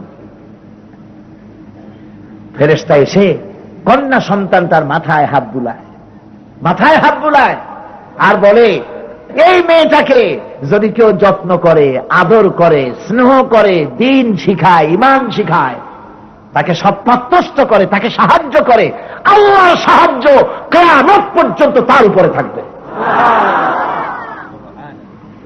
মেয়ের যখন কোনো সম্মান নাই, সেই যুগে মেয়েকে এভাবে সম্মান দিলেন বিশ্ব নবী জনাবে মুহাম্মদুর রাসূলুল্লাহ সাল্লাল্লাহু আলাইহি ওয়াসাল্লাম। আমার নবী বলেছেন, যখন বিদেশে যাবে, বাজারে যাবে, খালি হাতে ফিরবা না, যা পারো কিছু একটা কিনে নিয়ে আসবা, উপহার সামগ্রী। বাড়ি এসে আগে দেবা ছেলেরে, নাকি না আগে দেবা মেয়েকে। সুবহানাল্লাহ কই দিচ্ছে পারে না? আমার দেশের মানুষ নামক কিছু পশু আছে, আমি এই শব্দ ব্যবহার করার জন্য দুঃখিত, যে সমস্ত পুরুষগুলি তার বউ মেয়ে হয়েছে শুনে বউর সাথে কথা পর্যন্ত বলে না, মুখ কালো হয়ে যায়। বন্ধুরা জিজ্ঞেস করে, তুমি না বলছিলে তোমার স্ত্রীর বাচ্চা হবে, তা কত মাস হয়ে গেল কোনো খবর টবর দিলে না? বলছি কি খবর দেবো, হয়েছে একটা মেয়ে, সেই জন্য আর বলি টলি নেই। এগুলি মানুষ নয়, জানোয়ার। এগুলি কি জানোয়ার? পশুর চাইতে নিকৃষ্ট, অংশে কম নয়। বিশ্বনবীর কলেমায় সাড়া দিয়ে, আল্লাহ দ্বীনের জন্য সাড়া দিয়ে সর্বপ্রথম মক্কা নগরীর বাড়িগুলি যার রক্তে লাল হয়েছে, শাহাদাতের রক্তে, তিনি ছিলেন হযরত সুমাইয়া রাদিয়াল্লাহু তাআলা আনহা। ইসলামের জন্য সর্বপ্রথম যিনি জীবন দিলেন তিনি একজন নারী। সুবহানাল্লাহ। একজন মহিলা জীবন দিয়েছেন ইসলামের জন্য প্রথম। সুবহানাল্লাহ। পুরুষের মধ্যে তো ফেরাউন হয়েছে, পুরুষের মধ্যে তো নমরুদ হয়েছে, পুরুষের ভিতরে তো হামান হয়েছে, আবু জাহল হয়েছে। নারীর ভিতরে ফেরাউন, হামান, নমরুদ হয় নাই। এই নারীকে সম্মান দিয়েছেন আমার আল্লাহ, এই নারীকে সম্মান দিয়েছেন আমার নবী মুহাম্মদ রাসূলুল্লাহ সাল্লাল্লাহু আলাইহি ওয়াসাল্লাম। হুজুর ফাতেমাকে এত ভালোবাসতেন। একদিন মসজিদে নববীতে হুজুর বসে আছেন, মুখ মলিন। সাহাবায়ে কেরাম সাহস পাচ্ছেন না কথা বলতে, হুজুরের মুখ মলিন। কিছুক্ষণ পর হুজুর হযরত ফাতেমার ঘরে ঢুকলেন, কিছু সময় পরে বেরিয়ে এলেন, মুখে হাসি। হযরতে সাহাবায়ে কেরাম তাদের মনগুলি হালকা হয়ে গেল। তারা বললেন, হুজুর আমরা বিরাট একটা বিপদ থেকে যেন বেঁচে গেলাম, আমরা খুব ঘাবড়ে গেছিলাম। হুজুরের মুখ মলিন দেখে আমাদের কলিজা তো ভেঙে গেছিল। হুজুর আপনার মুখ কেন মলিন হয়েছিল? আবার ঘরের মধ্যে ঢুকে যখন বেরোলেন তখন আপনার মুখে হাসি দেখলাম, আমরা তো বুঝি নাই কিছু। হুজুর বলছেন, ওদের মধ্যে একটু মনোমালিন্য হয়েছিল, ওদের মধ্যে, বুঝছেন তো? হযরত ফাতেমা, হযরত আলী, স্বামী স্ত্রীর মধ্যে হইতেই পারে। ওদের মধ্যে একটু মনোমালিন্য হয়েছিল। আমি খুব ব্যথা পাচ্ছিলাম, আমি ভিতরে গিয়ে দুজনকে পাশে বসায়া মিলমিশ করে দিয়ে আসলাম। ওরা এখন হাসি খুশিতে আছে দেখে আমার মনটা ভরে গেছে। হুজুর বলছেন, ফাতেমা আমার কলিজার টুকরা, যে ফাতেমাকে ব্যথা দেয় সেজন্য আমাকেই ব্যথা দিবে। নারী জাতির ইজ্জত সম্মানকে আল্লাহর নবী কোথার থেকে কোথায় তুলে দিলেন। তারপরে যখন এই মেয়ে যখন মা হয়ে গেল, মর্যাদা আরো বেড়ে গেল। সুবহানাল্লাহ। আল্লাহর নবীর কাছে প্রশ্ন করা হয়েছে, হে নবী খেদমত করবো কার? হুজুর বলেন, তোমার মায়ের, তারপরে কার? তোমার মায়ের, তারপরে কার? তোমার মায়ের, তারপরে কার? তোমার পিতার। পিতার চাইতে 3 গুণ বেশি মর্যাদা রব্বুল আলামিন মায়ের বাড়াইয়া দিলেন। আল্লাহর নবী 3 গুণ বৃদ্ধি করে দিলেন পিতার চাইতে মায়ের মর্যাদা। এই জন্য আমি বলি, আমরা পুরুষ, আমাদের পায়ের তলে জুতা, আমাদের পায়ের তলে কি? আর ওরা মা, মহিলারা আমাদের মায়ের জাতি। মহিলারা আমার কিসের জাতি? আমাদের মায়ের জাতি। ওই মায়ের জাতির পায়ের তলে জুতা নয়, আল্লাহ জান্নাত। মায়ের জাতি, ওর পায়ের তলে আল্লাহর জান্নাত। মাকে ভালোবাসবেন, মাকে সম্মান করবেন, মহব্বত করবেন, মাকে হাদিয়া দিবেন। এই শীতের দিনে কি অবস্থায় আছে খোঁজ খবর রাখবেন। মা যদি খুশি হয়ে যায়, বুখারী শরীফের হাদিস, আল্লাহর নবী বলেছেন, মা বাপ যে সন্তানের উপরে সন্তুষ্ট, আল্লাহ রাব্বুল আলামিন ওই সন্তানের উপরে সন্তুষ্ট হয়ে যান। মা বাপ যদি কোন সন্তানের উপরে নারাজ হয়, আল্লাহ রাব্বুল আলামিন তার প্রতি নারাজ হয়ে যান। কোন পীর সাহেবের দোয়া, কোন মাওলানা সাহেবের দোয়া কবুল হবেই গ্যারান্টি নাই, হইতেও পারে নাও হতে পারে, আল্লাহর ইচ্ছা। কিন্তু রাসূল করিম সাল্লাল্লাহু আলাইহি ওয়াসাল্লাম 3 জনের দোয়া মুস্তাজাবুদ দাওয়াত করেছেন। 3 জনের দোয়া কবুল হবেই। তার মধ্যে একজন হচ্ছেন মুসাফির, প্রবাসে যিনি জীবন কাটান, প্রবাসে আছেন মুসাফির, কসরের নামাজ পড়তে হয়, তার দোয়া কবুল হয়। আবার মাজলুম ব্যক্তি, অত্যাচারিত ব্যক্তি, তার দোয়াও কবুল হয়ে যায়। আবার যদি মা বাপ যদি সন্তানের জন্য দোয়া করে, আল্লাহর নবী বলেন সঙ্গে সঙ্গে দোয়া মঞ্জুর হয়ে যায়।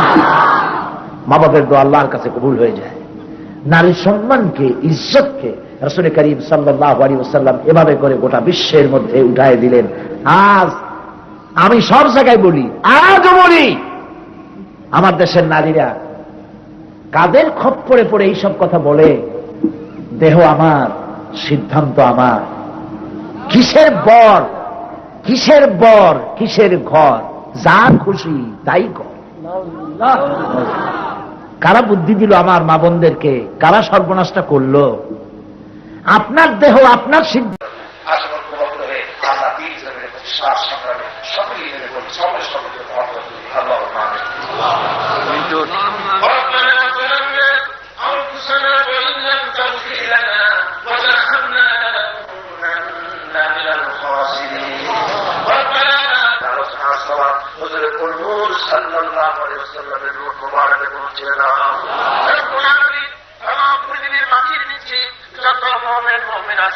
তাদের আরওয়াজ বলে সওয়াব পৌঁছে দাও রব্বুল আলামিন। আমরা যারা হাত করেছি এর মধ্যে থেকে মা বাপ যাদের দুনিয়া থেকে জন্মের মতো বিদায় হয়ে গেছে, হায় আল্লাহ কোন হালতে আছে জানি না, আমাদের মা বাপ যাদের দুনিয়া থেকে বিদায় হয়ে গেছে কবরগুলিকে জান্নাতের টুকরায় পরিণত করে দাও। রব্বির রহমহুমা কামা রাব্বায়ানি সগীরা। পড়ে সবাই রব্বির রহমহুমা কামা। থাকতে পারি, জুয়ারি থাকতে পারি, কত রকমের গুণাগারী মাহফিলে থাকতে পারে, থাকা স্বাভাবিক, হায় আল্লাহ। কিন্তু আমরা জানি এই মাহফিলের ভিতরে আল্লাহ আর ওলিয়াও আছে, আলেম আছে, হাফেজে কোরআন আছে। আল্লাহ আমরা জানি ধান যারা বিক্রি করে, ভালো ধানের ভিতরে চিটাগুলিও বিক্রি হয়ে যায়। বেগুন যারা বিক্রি করে, বিক্রি করতে করতে ভালো বেগুনের সাথে পোকা বেগুন গুলিও বিক্রি হয়ে যায়। আয় আল্লাহ, আজকের মাহফিলে আমরা যখন মনে করাছি তোমার ওলিদেরকে নিয়ে আলেম ওলামা নিয়ে আমরা হাত তুলেছি। আল্লাহ তুমি দয়া করে মেহেরবানি করে সকলের সাথে আমাদের গুনাহগারগুলিও তুমি কবুল করে নাও রব্বুল আলামিন। কিয়ামতের দিন জাহান্নামের আগুন 3000 বছর বসে তোকে কত কাফির মারা লেগেছে, কত অবিশ্বাসীরা লেগেছে, তাইফে পাথর লেগেছে, ওহদে ডাক্তার বড় শহীদ করেছে। আমরা নবীকে দেখি নাই 3000 বছর বসে পরে 1400 বছর পরে 3000 মাইল দূরে বাংলার জমিনে আমরা এসেছি, নবীর নাম শুনেছি, নবীকে দেখি নাই। আল্লাহ তুমি মেহেরবানি করে তাম জিন্দিগির ভিতরে অন্তত একটা রাতে নবী পাকের সঙ্গে আমাদের খাবের জিয়ারত করে দিও। আর আমরা যাদের হাস করে নাই, হজে যাওয়ার জন্য দিনে বড় আশা আছে, গরিব মানুষ যাইতে পারে না। প্রতি বছর মানুষ যখন হজে যায়, গরিবরা হাসির কাছে গিয়ে বলে বলে ভাই মদিনায় তো যাইতে পারলাম না, তুমি যখন মদিনায় যাবে রাসূলুল্লাহ আবার সালামটা বলে দিও। আয় আল্লাহ, এই ধরনের যত গরিব মানুষ আছে হজ করতে যেতে চায়, আল্লাহ তুমি দয়া করে তাদের সকলকে হজ করার তৌফিক দিয়ে দিও। তাম পৃথিবীর বুকে মুসলমানেরা দারুণ নির্যাতনের মধ্যে আছে, আল্লাহ তুমি দয়া করে মেহেরবানি করে বসনিয়ার মুসলমানদের সাহারা হয়ে যাও। ভারতের কাফের সরকারের হাত থেকে মুসলমানদের বাঁচাও। আল্লাহ গোটা ভারতকে মসজিদ যেমন করে যারা ভেঙেছে, ওই দেয়াগুলির কারণে গোটা ভারতকে ভেঙে টুকরা টুকরা করে দাও। কাশ্মীরের মুসলমান, প্যালেস্টাইনের মুসলমান, মুসলমানেরা তো এই মাদ্রাসা কেমন পর্যন্ত শুরু করো আল্লাহ। বর্তমানে এই মাদ্রাসায় মাহফিল পরিচালনার দায়িত্বে সাহেব আছেন, আল্লাহ তুমি তার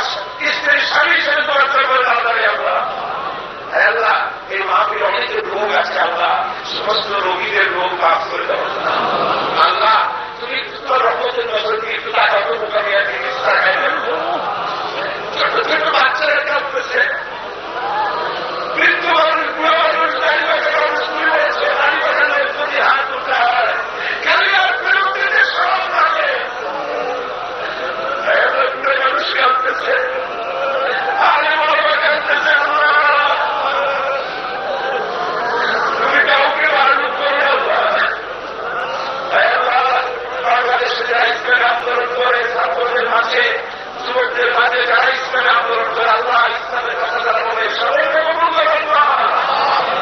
সকল সরকারকে আজকে তাদের মাঝে আল্লাহ রব্বুল আলামিন তুমি আমাদের দোয়া কবুল করো, আমাদের দোয়া কবুল করো না। আপনাদের এই পবিত্র মোনাজাতের মধ্যে আমি আপনাদের খালেদ ছোট ভাই, আমি আপনাদের কাছে দোয়া চাই। একটা মারাত্মক ওষুধ আমার মধ্যে কাজ করে, দোয়া করেন এই ওষুধটা যেন কোরআনে কারীমের খেদমতের জন্য বাধা বা অন্তরায় হয়ে না দাঁড়ায়। যতদিন বেঁচে আছি কোরআনে কারীমের খেদমত যেন করতে পারি। এই জন্য যে কণ্ঠস্বর দরকার, এই জন্য যে স্বাস্থ্য দরকার, আল্লাহ তার জন্য দয়া করে তার গোলামকে দান করে দেন।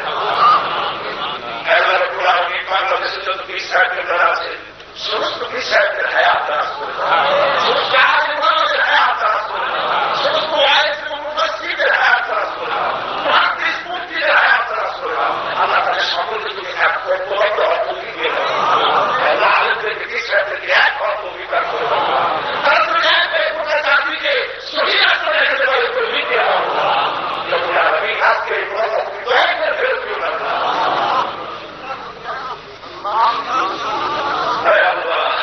তুমি আমাদের মোনাজাত কবুল ফরমাও। আল্লাহ আমরা এই বিশ্বাস নিয়ে হাত নামাতেছি যে আমরা যা বলছি তুমি সব কবুল করে নিয়েছি। ربنا تقبل منا انك انت السميع العليم وتب علينا انك انت التواب الرحيم سبحان ربك رب العزة عما يصفون وسلام على المرسلين الحمد لله رب العالمين. وجعل آخر كلمة عند الموت لا